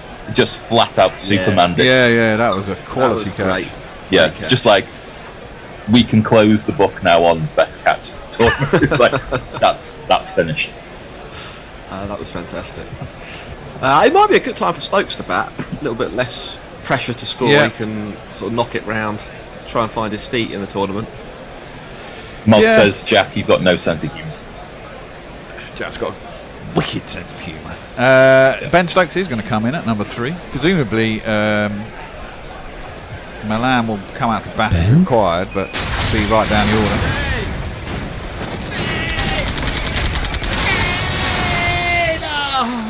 Ben Stokes. Just batting with a runner now is hardly international cricket. Yeah. You can't do that anymore. Tossed up. Stokes knocks it out on the offside. They will get the single out to behind square. That's all he's got to do. Direct hit down at the bowler's end. It's gone off towards long on. Then a fumble, and they don't go through for the overthrow. We played a game of essentially village cricket this year where one of our players needed a runner, and the other two were very upset about it. Really? That seems very un-village. Yeah, exactly. Yeah. Well, it's league cricket, but like, come on. Yeah, exactly. Come on. We just played on with one. Hasaranga tosses that up, and Hales looks a bit disgusted with himself as he doesn't manage to get that anywhere except for the mid wicket is short, and there is no run. It's well hit by Butler. Yeah. Plenty of other days. That's 4 runs. 4 runs. That one is got him in the knackers. It's googly, I think, from Hasaranga. He's gone down on one knee to sweep it. It's gone on with the arm and straight into his box. It's hit him in the Milans. Yeah, it has. Better over here from Hasaranga. He's got the wicket and only 2 runs from it. First over after the power play. Ooh, yeah. Second. That one is defended. Can't beat the bowler. Good over from Hasaranga. Only 2 off it and a wicket. He has 1 for 14 off 2. England are 76 for 1 after 8, requiring 142. Rajesh, who's favourite to win the other semi then? South Africa, New Zealand. That's going to be a tight game. Those 2 teams are quite well matched. That's going to be a good game. I think South Africa are better than New Zealand. I think you could be right, but there's the old C word with South Africa, isn't there? Yeah, the C word. And the also problem, New Zealand, they're quite a difficult team to get rid of, aren't they? They are. I guarantee they'll win the semi. They might well lose again in the final. Yeah. I mean, whichever side, one of those two teams has never won a World Cup either in either format. I know, have South Africa won the one day? No, they haven't, because they choked against. Famously, they choked against Australia, didn't they? When they had that stupid run out, when they had two. I thought choked against everyone. Yeah, Grant Elliott hit Dale Steyn into the top deck, didn't he? In 2011, 15, one of them. And do we need to talk about the Lance Klusner incident? That's driven by Stokes. Yeah, well, that's what I'm referring to. Up to long off and there's no run. That was 2003. No, 99, wasn't it? 99 actually. Yeah. Then you got the Herschel Gibbs, Rain World Cup. As you say, they lost in that semi-final. Grant Elliott. Oh yes, it's 13 off one ball, isn't it? Yeah, I think it was 22 off one. I think it was 22 off one. Yeah.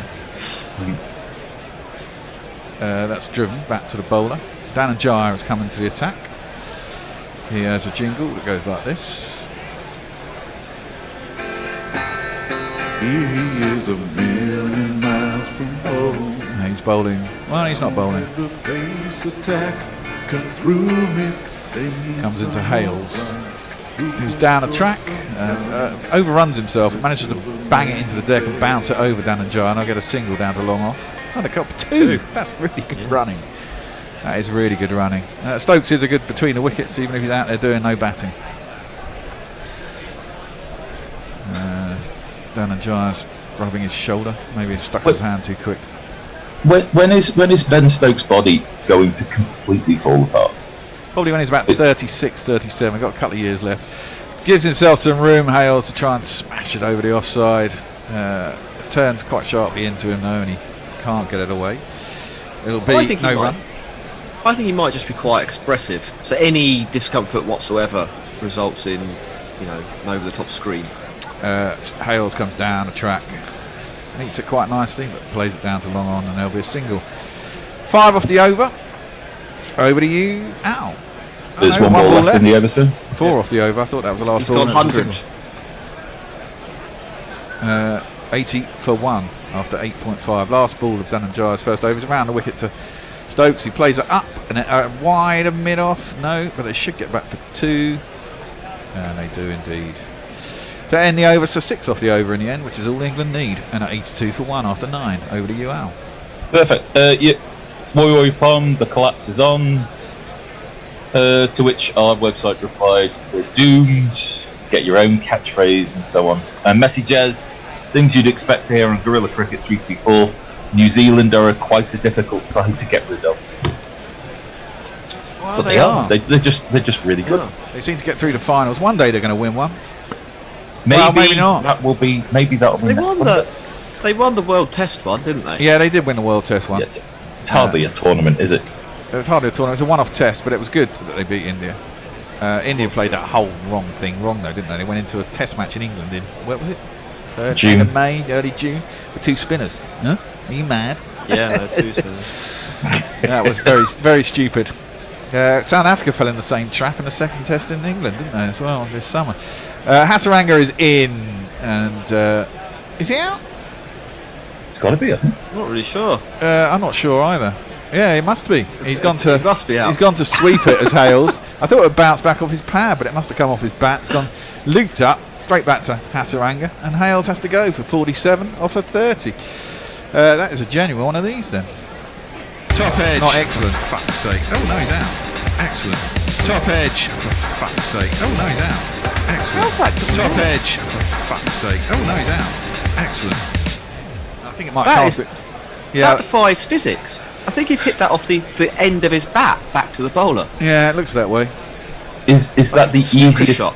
Is that the easiest caught and bowler you've ever seen? One of them. But bowler has to make no movement in order to be able to catch the ball. England lose a second wicket. Both openers gone now. 82 for 2. They only require 70 runs though off what is 11 overs. Run rate back slightly over 6. Who's going to come in now then? Moeen? Harry Brook was not coming there. I thought. Sorry. Yeah, I'd have thought it'd be Brook. Yeah, Brook was coming in. Oh, was he? He'll have some time at the crease. I don't think Let's give They him a might take jingle. drinks now. They might do. I'm going to play Harry Brook's jingle.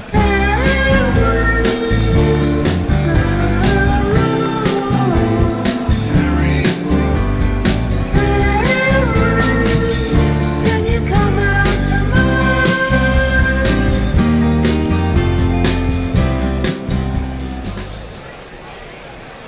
God, we're having Christmas adverts already, aren't we?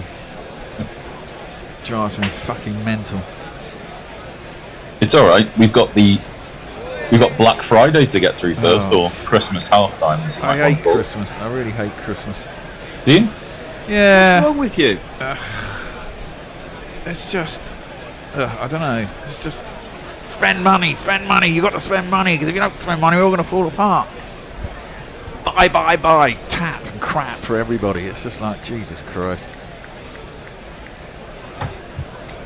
That is one way of looking at it. Yeah, well, that's what's thrown at us, isn't it? You know, I kind of like the build-up, but I don't like, you watch telly and it's just thrown at you. Christmas dinner? I cook it, so that's good. I cook it. I like it. I don't mind cooking it. It's like all morning, and then it's gone. And I make sure I get the smallest turkey I can, so I don't have to eat turkey for a week. Crown. I just want to know. I just want to know what Jesus did for Santa's birthday. That's what I want. Nothing. Offered him good wishes. Probably. But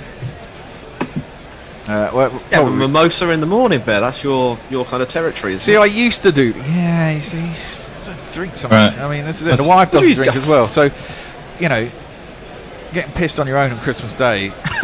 It's the kids don't drink. They're not old enough yet. Hasaranga's back in. Down the track comes. Who's next in? Harry Brook, and drives it through mid-off. It's going to make itself to the boundary. No, it's not Hasaranga. No, it can't be Hasaranga down there because he's bowling. It'll be 2 runs. Harry Brook gets himself off the mark.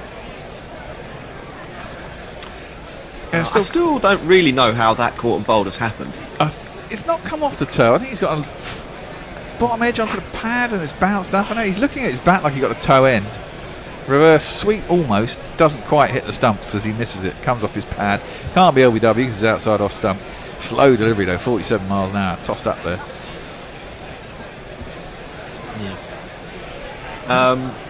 He's yet to settle into this tournament, Brook, isn't he? Yeah, he did alright in Pakistan, didn't he? Very well. That one's a googly, but nicely played by Harry Brook, timed out to the man at deep cover, get himself a single. Well, Win Predictor has England at 95%. Sri Lanka still with a 1 in 20 chance, according to Win Predictor. That's in the ballpark, isn't it? Yeah, that's in the ballpark where England could fuck it up, but I don't think so. You just want a couple of batsmen to settle in and take it to the 9 now. Yeah, well, they need 56 to win. 56 to win, as you say. And if you hang around for a couple of overs and get your eye, and I'm sure, I mean, this is it. This is Hasaranga's 3rd over. He's only got 1 over left. Tichana's only got 1 over left. Dhananjaya's got 3, so 6 overs of potential spin, as that's defended back down to the bowler, and there is no run. And you've got then 4 overs of pace, which you should get back. Most of the runs get off that anyway. So reverse swept nicely by Stokes. Can't beat the man down at what would be deep point if he'd cut it. And there's a single. Ends the over. 4 and a wicket off that one. Hasaranga has 2 for 18 off 3. But England need 56 off 60 balls over the UL. Oh, that's the end of our spell. We're having a change. Jack's taken over. I will see you guys tomorrow. Messi and Hendo. See you later, Al. Thanks, Bear. Thanks, Al. Thanks, Jack. Mog points out that New Zealand won that ODI World Cup a few years back too. Whoa. Stirring the bear. Leah says that the crazy thing is that England aren't that far ahead of Sri Lanka runs-wise. Well, they aren't, but then Sri Lanka went to shit in the second 10 overs. Nestlers. Hello, Nestlers. Good to hear from you. Says the bear is right. Christmas is shit. Thanks, and Leah Nestlers. says we've ditched a bunch of doom merchants around here. And Leah says we've ditched the capitalist crap from Christmas, so now it's just a nice get together with families. I wish it could be for everybody. God, are you on board by ball, Jack? Yeah, I'm doing ball, but there's no balls though, are there? Here he comes, Dhananjaya. round the wicket, bowling off spin to Stokes, who pushes him down the ground for a single. 88 for 2. Hendo, you're not on fire. Not at the moment, no. I've smashed to smithereens the smoke alarm. Although it is dead and lying in the kitchen, but it is actually occasionally chirping so it may need a little bit more attention. I might need to bring out the really big hammer. You off to Weymouth later on, Hendo?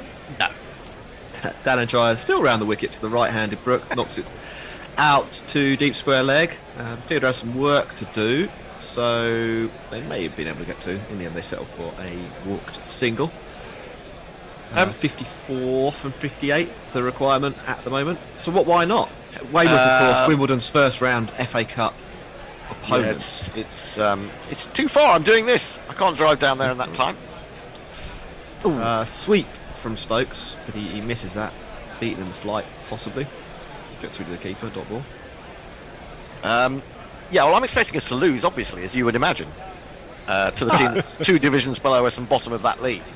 Are they bottom? Yeah. Oh, nice. Wide off sub, drilled by Stokes. That's going to beat cover. Will it beat the man on the rope? He's running fast. He dives. He stops the ball, but it trickles into the after tyres triangle, the MRF tyres triangle, rather, for 4 runs anyway. A gang of England youths in the crowd point and chant "You're shit" at the fielder and made the effort. Oh dear. You know, you can't say that the Barmy Army doesn't have class. Oh God. Well, I think you can actually. Yeah. Stokes has a bit of a hack at that one, and well, mistimes it down to long on for a single. The Barmy Army is like an English comedy series that's funny for the first 10 minutes, but the next 25 hours that it's shown for are not so funny. Yeah. Very, very much the allo of international sports fans. Yeah. Not back to the bowler.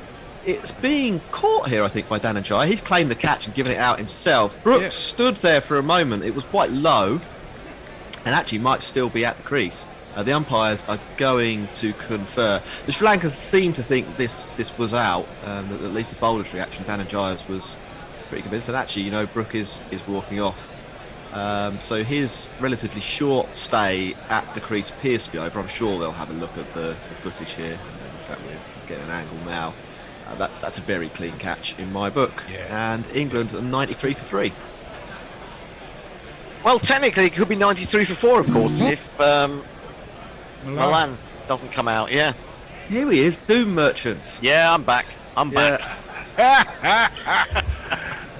Josie is pleased. Back on Christmas, Mog says if you don't give the money to one of the 4 mega Zaibatsu conglomerates run by the Bradmanite billionaires, Bear, how is trickle-down economics meant to work?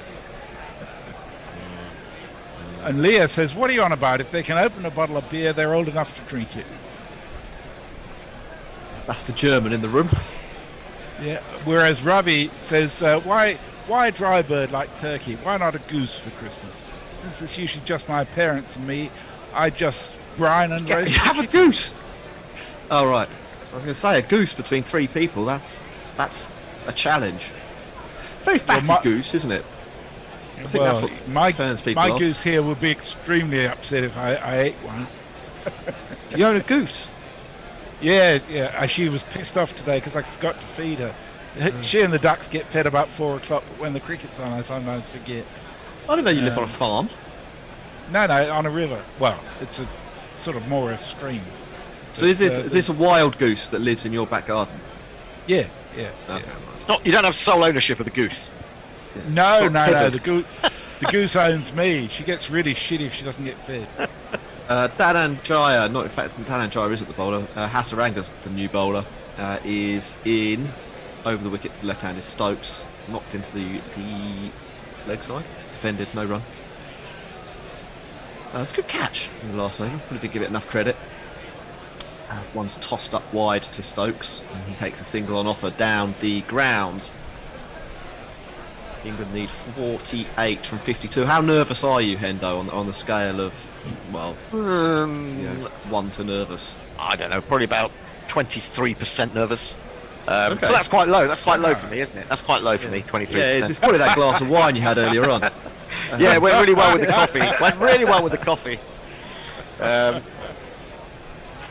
Liam Livingstone at the crease, and he'll pick up a single, getting on top of the spin there, turning it towards long on. Doesn't really make it out of the circle, but still plenty of time to come through for the run. Yeah, well, England are getting a little bit stuck around the same point that Sri Lanka did, really. Yeah. Curiously. Yeah, it's two similar patterns as Stokes goes back, picks up 2 with a cut shot towards deep cover. Fielder on the fence having to do a little bit of running to get that back in. Stokes is sort of made for this position, or this kind of a match, though. I think less than a run of ball. Yeah, got as many shots as you need. A pretty solid defensive technique. Can't see him throwing it away as he goes back and picks up another single to the fielder in the ring. It had to be quite quick, but there was enough time to get through without a dive or anything like that. 98-3. 1 ball remaining in the 12th over. Liam Livingstone on strike. This is Hasaranga bowling out now as well, which is a win for England. Defended to extra cover on the back foot by Livingstone, and there's no run. Messi Jez, what have we got? People have got strong opinions on Christmas. Mike Taylor says, I'm with the bear on Christmas. Fucking shit. Hell. I now managed to ignore it. Started off with not giving cards, then presents, then parties, family get-togethers and social media greetings. As far as I'm concerned, Scrooge was a fucking quitter. I do the roast, though. Adrian Lowe says, please let me be the first to wish the bear a very Merry Christmas. And Angelic Scooter says, yeah, I couldn't agree more. Christmas for me is jettisoning off the family somewhere else and then cooking enough to ensure the kitchen isn't required for a week. I just, what? Maybe it's cricket that attracts. No, what is negativity? People. It's families. Families fighting at Christmas is the worst thing, and it very often happens from the anecdotal evidence I hear. Well, that's summoned and get enough wine in. That's the problem. No, sometimes too much. Get everyone into a stupor, and it's all okay. Stokes on the back foot hits the ball hard down the ground towards long on. Probably a bit too hard though, so he'll only pick up a single. But that's when your racist uncle comes into his strength, and it's all taking off. And it's all right because all my racist uncles have died. I haven't got any racists left in my family. That's just. So I find Christmas, apart from the fact that it's incredibly dull when you get to our age, if you haven't got kids, I suppose.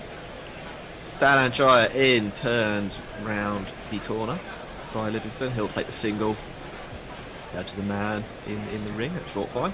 Maybe we do a search for who's got the most racist uncle coming at Christmas.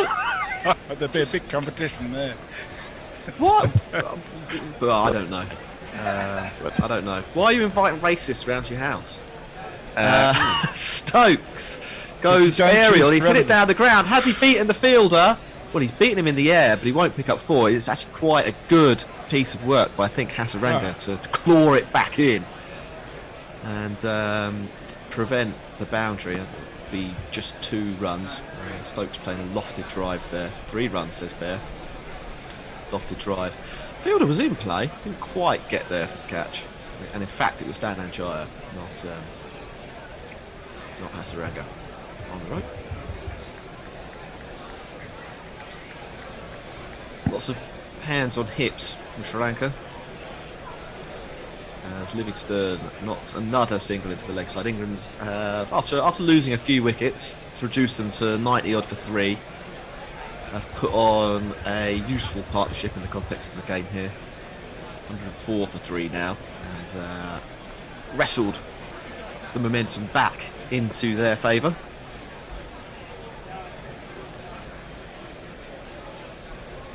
Here he comes again. Dan Anjaya, a little short, pushed down the ground by Stokes for 1.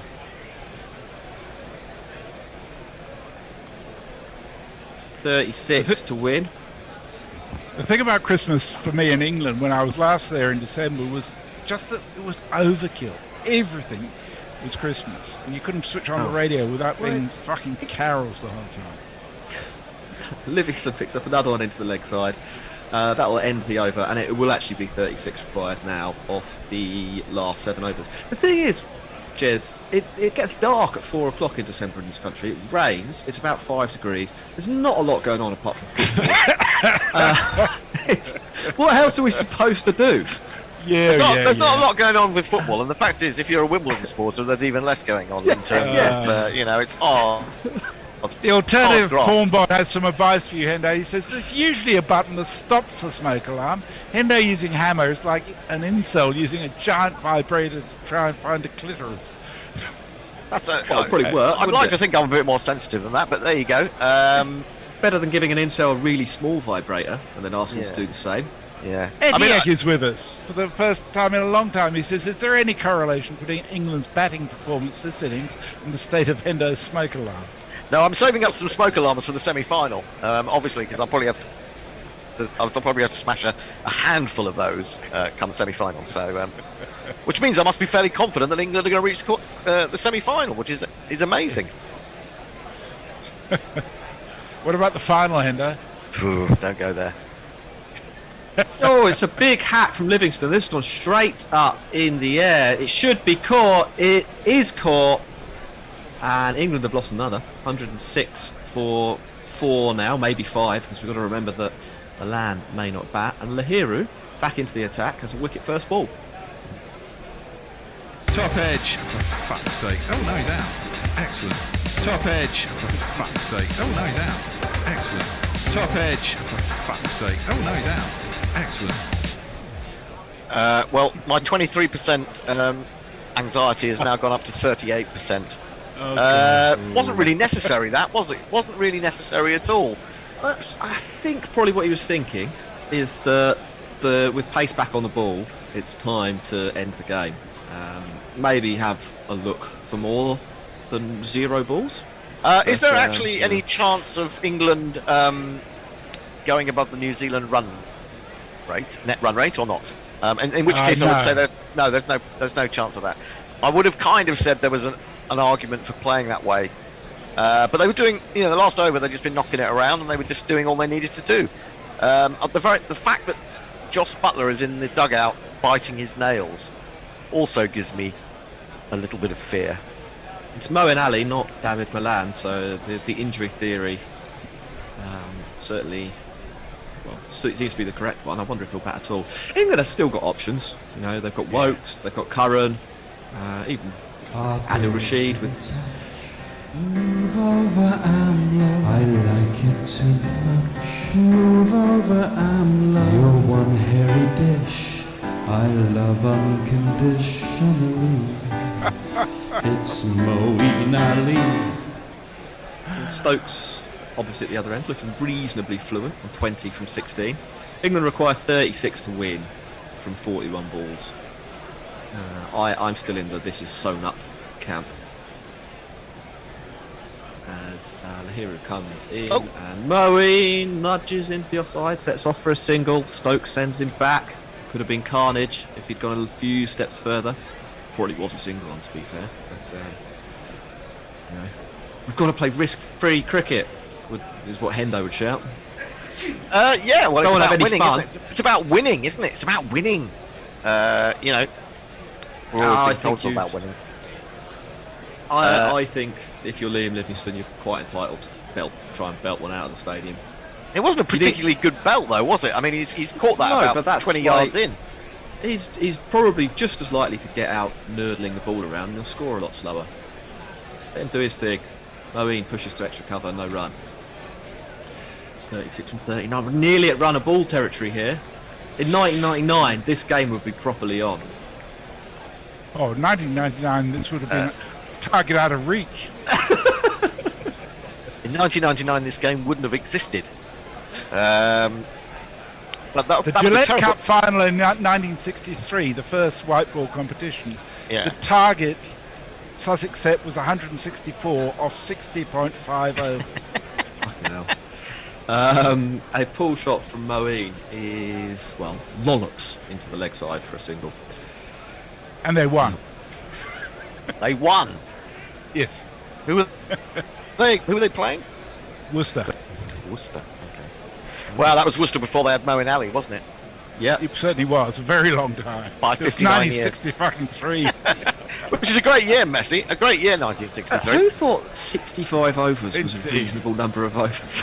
Was that 65 or was it just 60 at that point? Or did it come down- 65 at Oh, it that was stage. They brought it down 65. later. How are you going to get 130 overs into a day? It's phenomenal. Well, it was very late at Lords. It was the first time I'd been to Lords, and we won. I was so happy. A ball fired into Stokes' hip, drops into the leg side. I think it might be leg byes. Trickles towards, well, where the square leg umpire would be. He wasn't over at point. And England scamper through for a couple of runs. 33 required now from 37 balls. I'm interested to see whether that was leg byes or not. Could have been either. He's no longer biting his nails, Butler. He's a bit chirpier now. Yeah. but One more Hender's wicket, still though. going. One more wicket, and he will be. You watch. You want England to lose. No, this I is your don't. problem. You're a masochist. Yeah, that's it. Sadomasochist. Absolutely. Stokes taps his bat down. He's ready to face. Carbs one into the offside. Goes to point on the bounce, who tips it up in the air.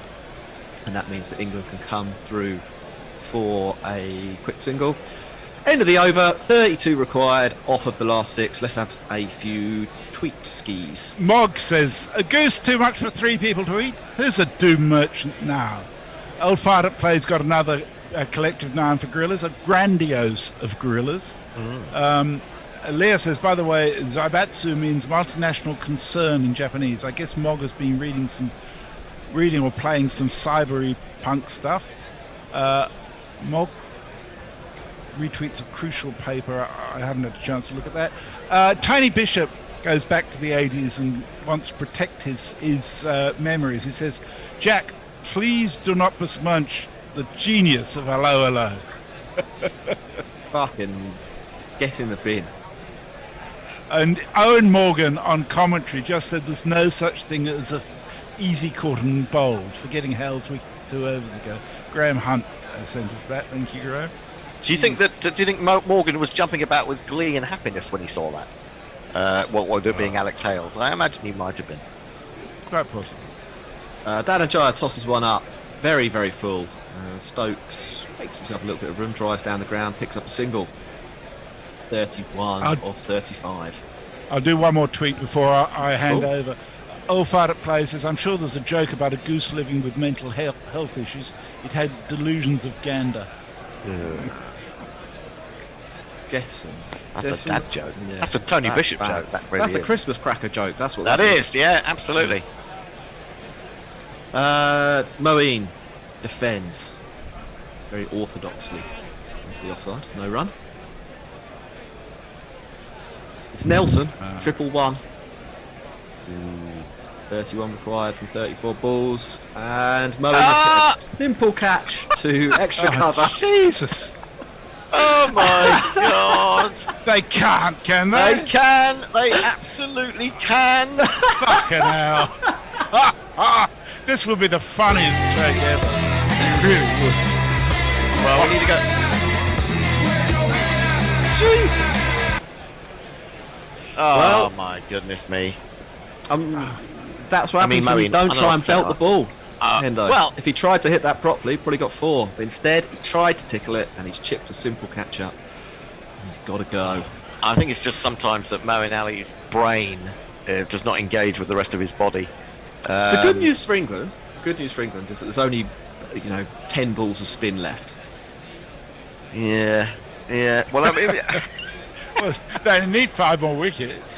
well, maybe only 4 if unless Milan can hobble out there. He might have to hobble out there at number 11, which means he'll have batted at practically every position for England in T20s. He was at 8 the other day, wasn't he? I reckon he'll come in at 9. I think they'll send him in before Adil Rashid and the other bloke would. It's The Sam Karen's Curran. in now. Yeah. Sam Curran. What's his distinguishing feature? Sam Curran. His dad's from Zimbabwe. Sam Curran. And he's beloved by Liz Yates. Sam Curran. I've just got this horrible feeling he's going to be bowled off stump first ball. Well, I By don't. one that turns from middle. Yeah, you'll see. You'll see who's right. Yeah. I secretly hope that he is. I bet you do. Yeah. I don't think that it will happen. It would be very, very funny. It would. If he was.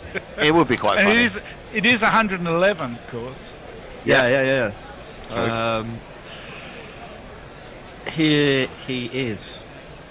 He's developed into quite a solid T20 batter. Sam Curran, a very, very useful player. His first ball, he's bowled off stump. If only. If only. No, he's knocked it down. He's knocked it down the ground. He's knocked it down the ground for a single to long on. You bastard! I was on delay, so I thought it had actually happened. Stokes goes back to the next delivery, knocks it to point. There's no run. Yeah. It is, I think. Well, there's one in it. It's nearly a runner ball. Last ball of the over. Stokes takes the single. Too long off. It's 29 from 30. I'm handing over, I think, to you, Hendo. Could be wrong. I think you are. Well, it's obvious you were. You would be, wouldn't you? I mean, in this position. And you're on tweets. So the next tweet is from Leah about her most cherished Christmas tradition 9 minutes ago, Jack. I can't wait to read that. It's going to take a second to get it up. I mean, the bears turned to beer. I can see the bear has come back with a. I have come back with a beer. It's time to turn to beer. It's 11 o'clock. Come on. Yeah, it is 11 o'clock. I nearly had one an hour ago, and I thought, I've only been up for 3 hours. Right. So here we go. They're done with spin, aren't they? Well, they've got one over a spin left, haven't they? Darren Milan's padded up. You're commentating now, Hendo. I am indeed. Yeah, sorry, I just forgot for the moment. There are various Englishmen who seem to be praying now, which is, I suppose, a final resort. You've got to take the opportunities that you can, even if they're spiritual in nature. And predicted. They're going to go. They're going to look well. You say they're going to. They're out of spin, but they're going to turn to new spin in the form of Charith. Charith Lanka is going to come on to bowl. Hasn't bowled yet. Looks like it's off breaks. He's in to Stokes. Stokes goes back and cuts in the air. Oh, it's only just outside of the reach of the man diving away at extra cover to his left. And fortunately, rather than ending up in his hand, it has run out to the extra cover boundary for one of these.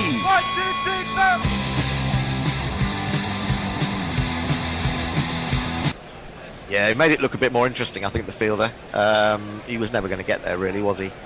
But he put in the dive, didn't actually stretch the arm out. England need 25 from 29. In comes Charith again. Back goes Stokes and carves this through the offside.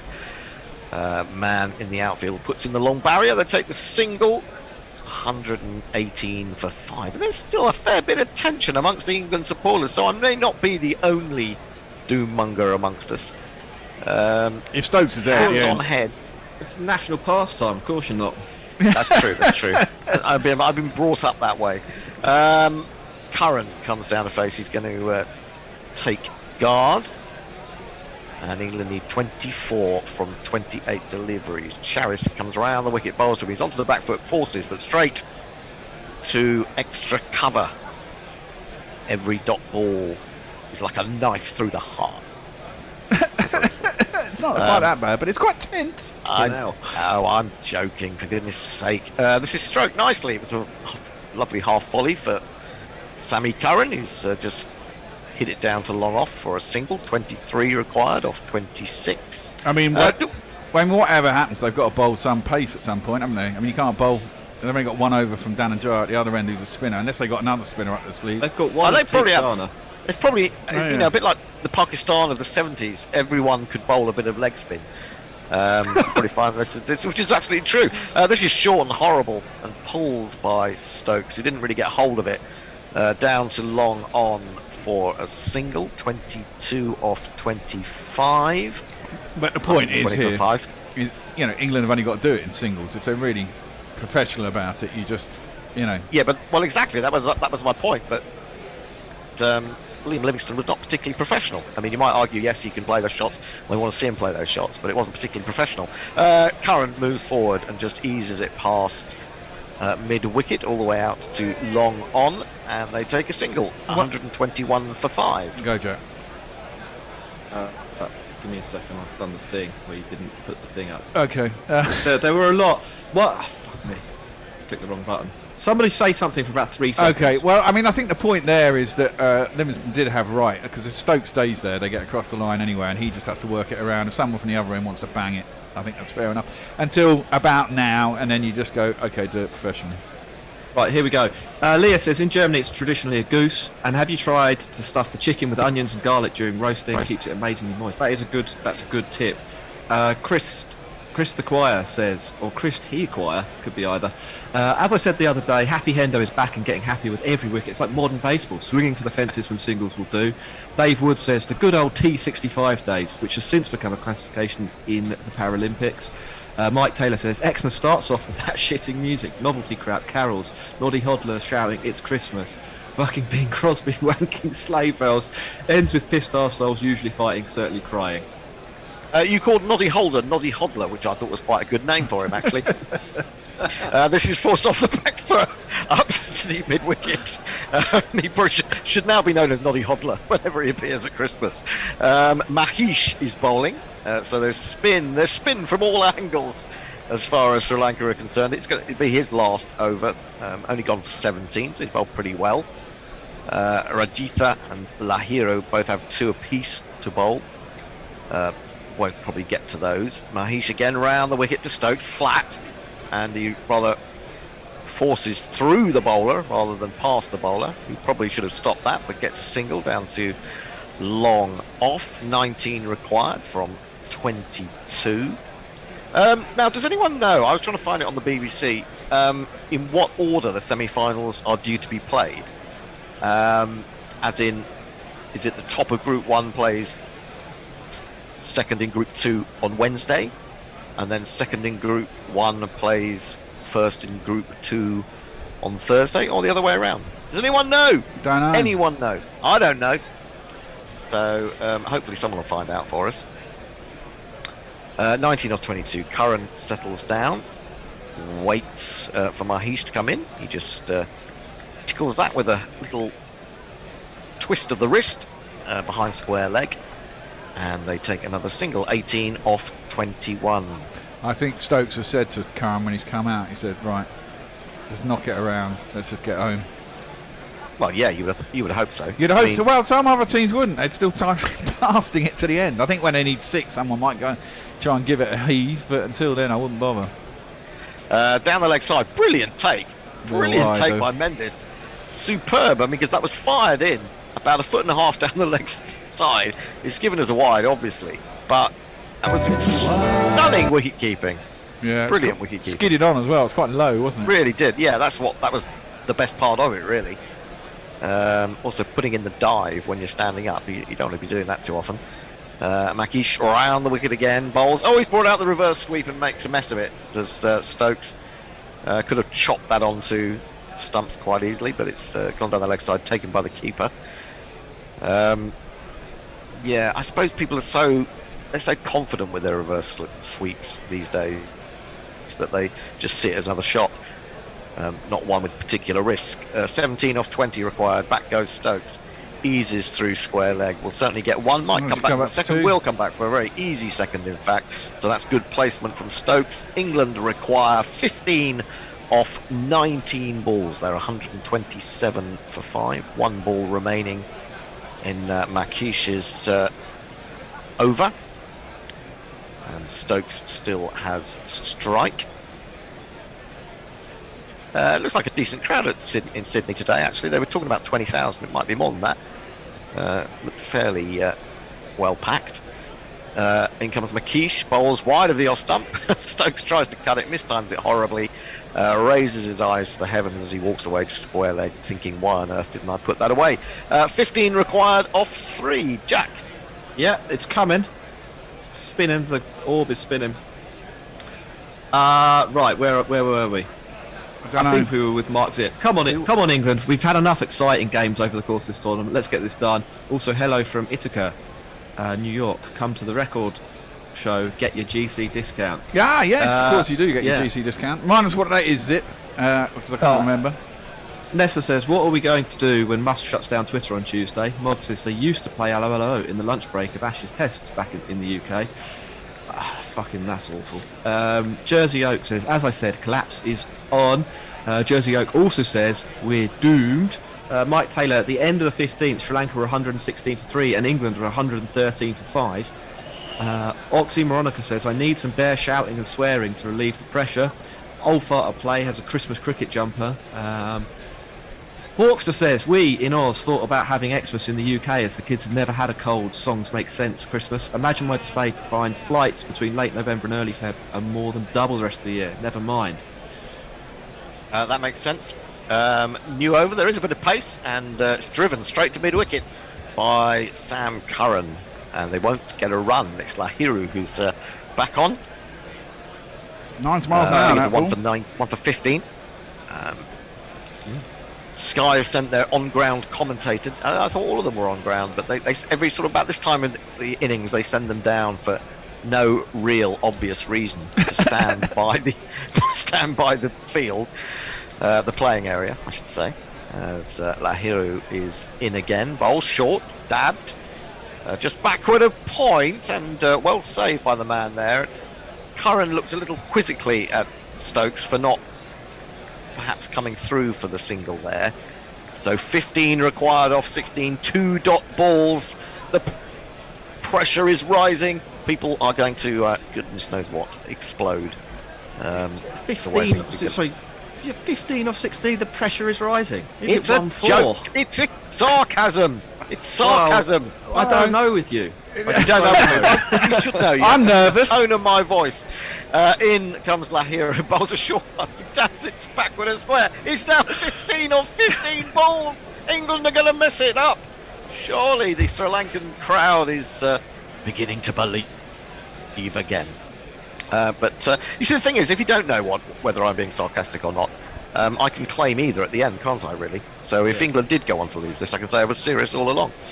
The official crowd, I've just seen, is only 24,250. That's over 20.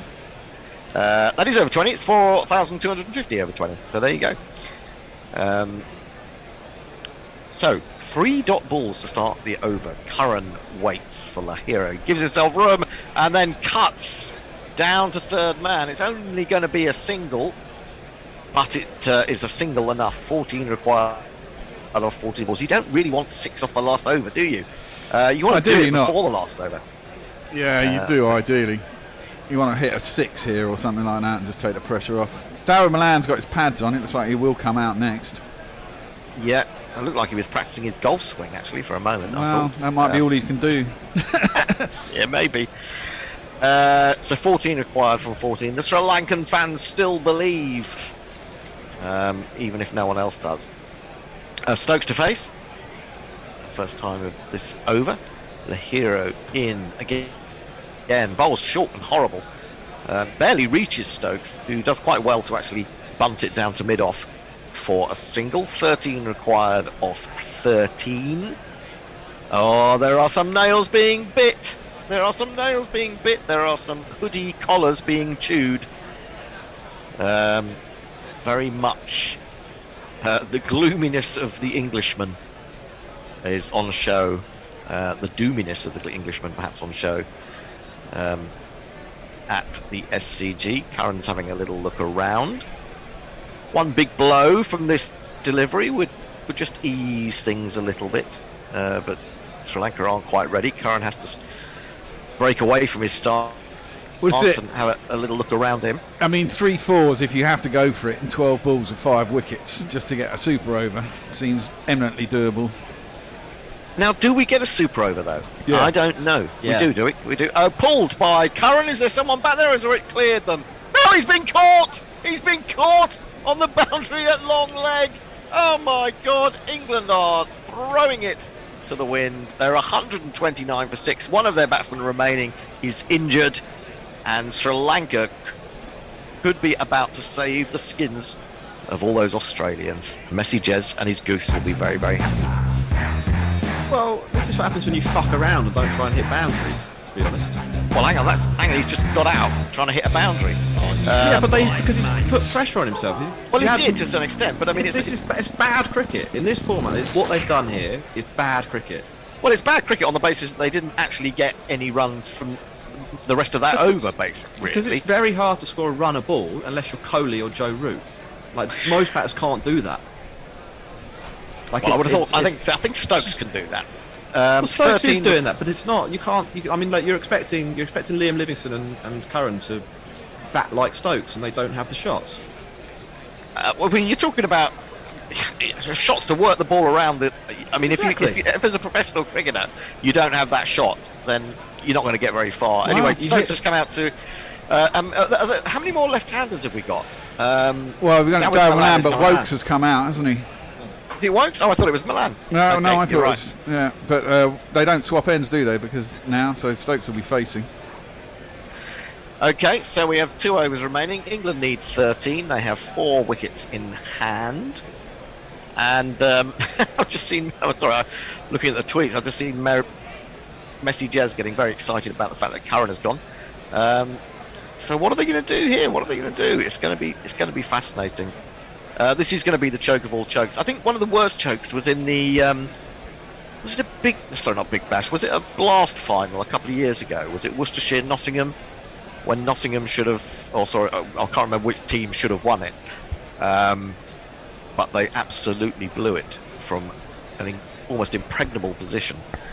129 for 6. Curran, I mean, he played probably the right shot, just didn't quite get enough on it, and it was a good catch right down in front of the boundary sponge. There was very little room to spare for the Sri Lankan fielder. And could they be going home with a memorable win, even if it won't get them through? Liam Livingstone is bashing his own bench, and that's not a euphemism. He was very upset with that wicket, and England are getting a little bit fruity and a little bit worried. Anyway, when are we going to get another ball? It seems to be taking forever to bowl these last 2 overs.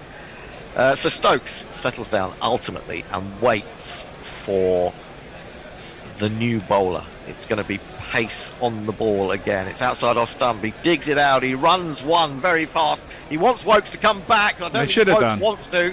Well, you say that, but if that had been picked up cleanly, he would have been in a lot of trouble. As it was, it wasn't picked up cleanly. 12 required off 11.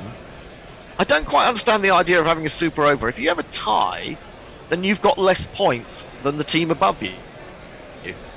You get 1 point each. That seems to me quite reasonable in this form of the game. Yeah, I know, but I don't think they like ties in T20s. I think there has to be a result. Well, they're fun. Well, are they fun? Yeah, I suppose they're fun. Dawid Malan is still practicing his golf swing, but he's not required. Chris Wokes is required. This is the trouble. You've got new batsmen in who, may not get the pace of the pitch as quickly as they want to, and there is definite stress amongst the fans, the English fans at the SCG. You can see it, hands clasped to faces as Wokes waits, and he's going to take a single. It's going to have to be a very quick one because it's just basically came down off his pad, a slower ball. Well done, Ben Stokes, for getting through. England really are making this much more hard than it needed to be. They need 11 now off 10. My anxiety quotient has gone up to 63. Okay, I'm kind of with you. I just want them to get it done. Yeah, we just need one big hit, don't we? One big shot.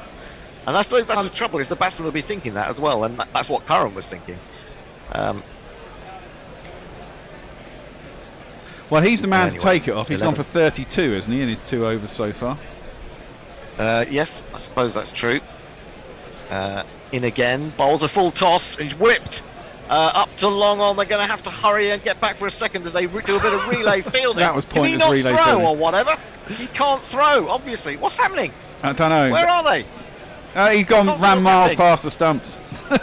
I couldn't see a batsman in the frame. I suddenly thought, no, perhaps he's got stranded at the other end. They've cocked this up, but they've actually got back for 2.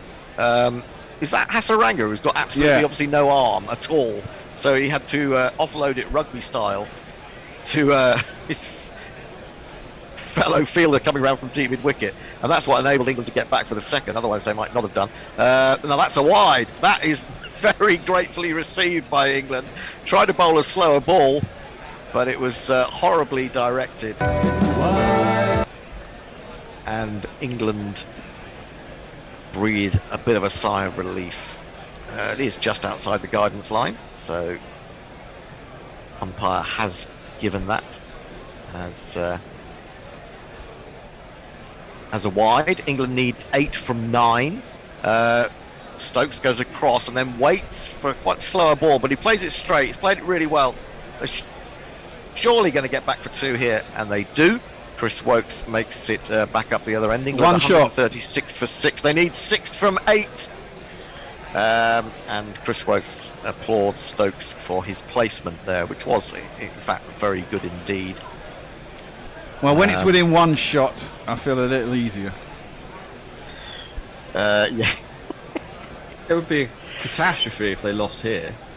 Yeah, it would be a catastrophe, as catastrophes go in a sporting sense. This over. Rajitha in, bowls wide of the off stump. Oh, he should have put that away on the full toss, but he's hit it straight to extra cover. Stokes can't believe what he's done. England still needs 6 from 7. 1 ball remaining in this over. Oh, is someone going to chance it? Is someone going to go for the big shot? Or will they just eke their way there, 1 run at a time? It's nerve-shredding stuff. Well, I guess if you're out there and you've got control over it, as Wokes and Stokes always says. Well, Stokes whips this one away, but only to deep mid-wicket. It'll only be a single. At least he will retain the strike. And England have a whole over in which to score 5 runs to take themselves into the World T20 semi-finals. They ought to be doing that, you would say. Jack, have you got any more exciting tweets? Yeah, lots of tweets. Brian says, oh dear, how many expletives has Bear used in these last few overs? Christmas for me is a grumpy drunk grandad in the corner.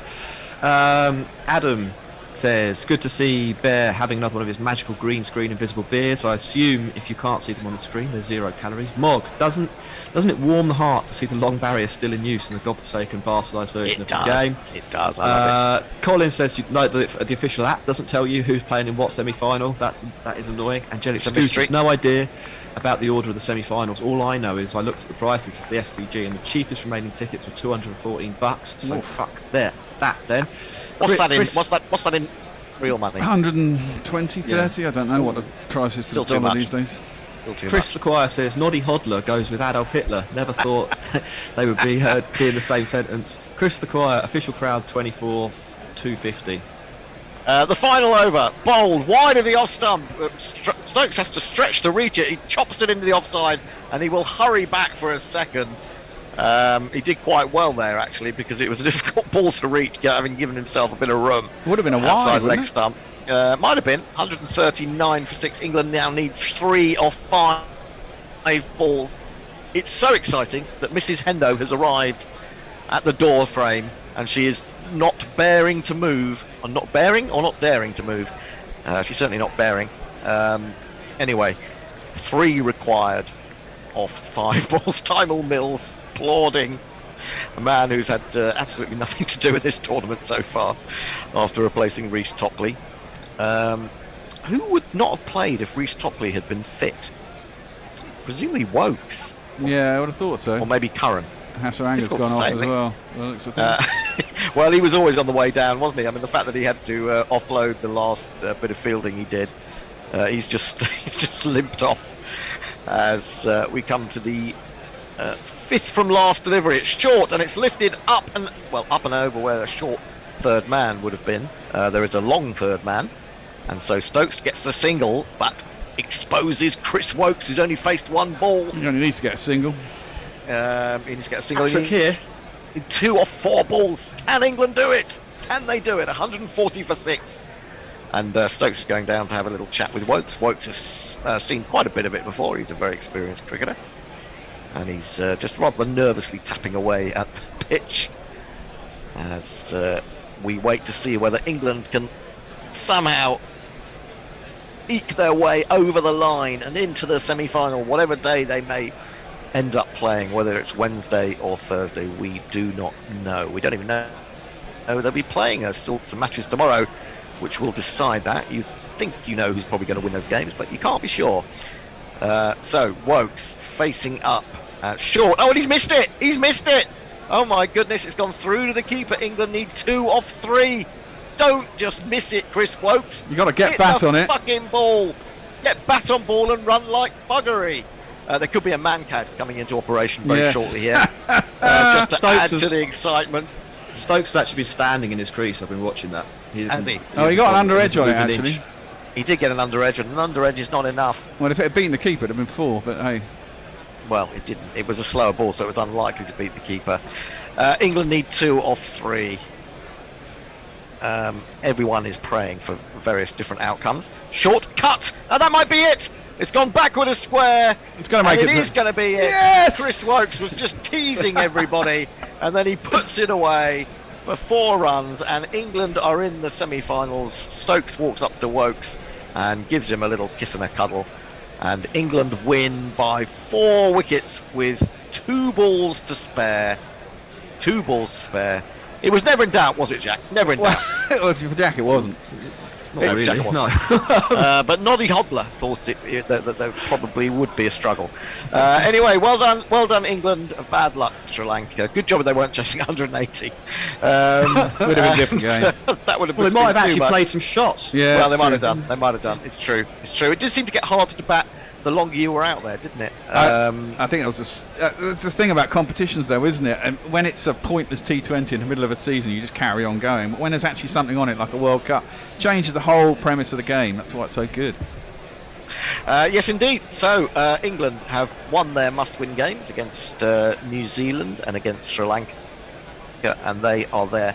Probably playing India, we would think. A message has informs me that England's game will be in Adelaide on Thursday, so that looks like it'll be England v India on Thursday in Adelaide, and the other semi-final will probably be South Africa versus New Zealand. Oh, they're going to be big games, and we look forward to having your company, do we not? Any final tweets? Yeah, I'll run through them all, just because some of them are funny. Messenger says, Curran, ha ha ha ha ha. Well, joke's on you now, Messengers. Yes, Messenger. Oxymoronica, England, you fucking muppets, stop fucking it up. Never in doubt. Leah says, how are we going to get the Americans on the cricket hype train if we allow ties? Answer me that, Hendo. Messengers tweets a photo of you, Hendo, and he says, as Gorilla Hendo's stress levels increase, he gradually descends down the screen. That is true. You know, see your glasses peeking over the bottom of your window. Mog, Hendo delivering a masterclass in rising panic here today. Dave Wood, I want a super over. Mike Taylor, 1 boundary since 10.4 overs. Really? That is shit as Christmas. And that's why they fucking ended up in that situation. Played dumb cricket. Chris the Choir for chokes. I give you Essex. I mean, we're really going. Well, I'll read it out, but this is esoteric. For chokes, I give you Essex Northants B&H final 1980. Target was 210 in 55 overs. From 112 for 1, Essex made 203 for 8 in 55 overs. Jesus. I was there. I'm sorry that you had to witness that. Hawkser, official site is vague on semis, but I heard today that ICC is keen to have India play in Adelaide Thursday and hopefully Oz play in Sydney. So now I don't know. Well, one of those things can't happen anymore because England have done it. And they knocked out Oz. Messages. Messages says, it's New Zealand v somebody on Wednesday and England v somebody on Thursday. I think we've got to the bottom of that permutation situation. Crypto Rocketeer, for fuck's sake, England, give me a heart attack. Jersey Oak and Wizards gets the good bit. And Australia are out. Ha ha ha ha ha. Mog says, Hendo, are you okay? Heart rate fine. Mog, and my message for Australia, ha ha ha ha ha. And I think that brings us up to speed, and that's where we'll close the book on social media today. Thank you everyone for tweeting in, and thanks to people on YouTube as well. We had quite a gang of people there having a conversation about different things.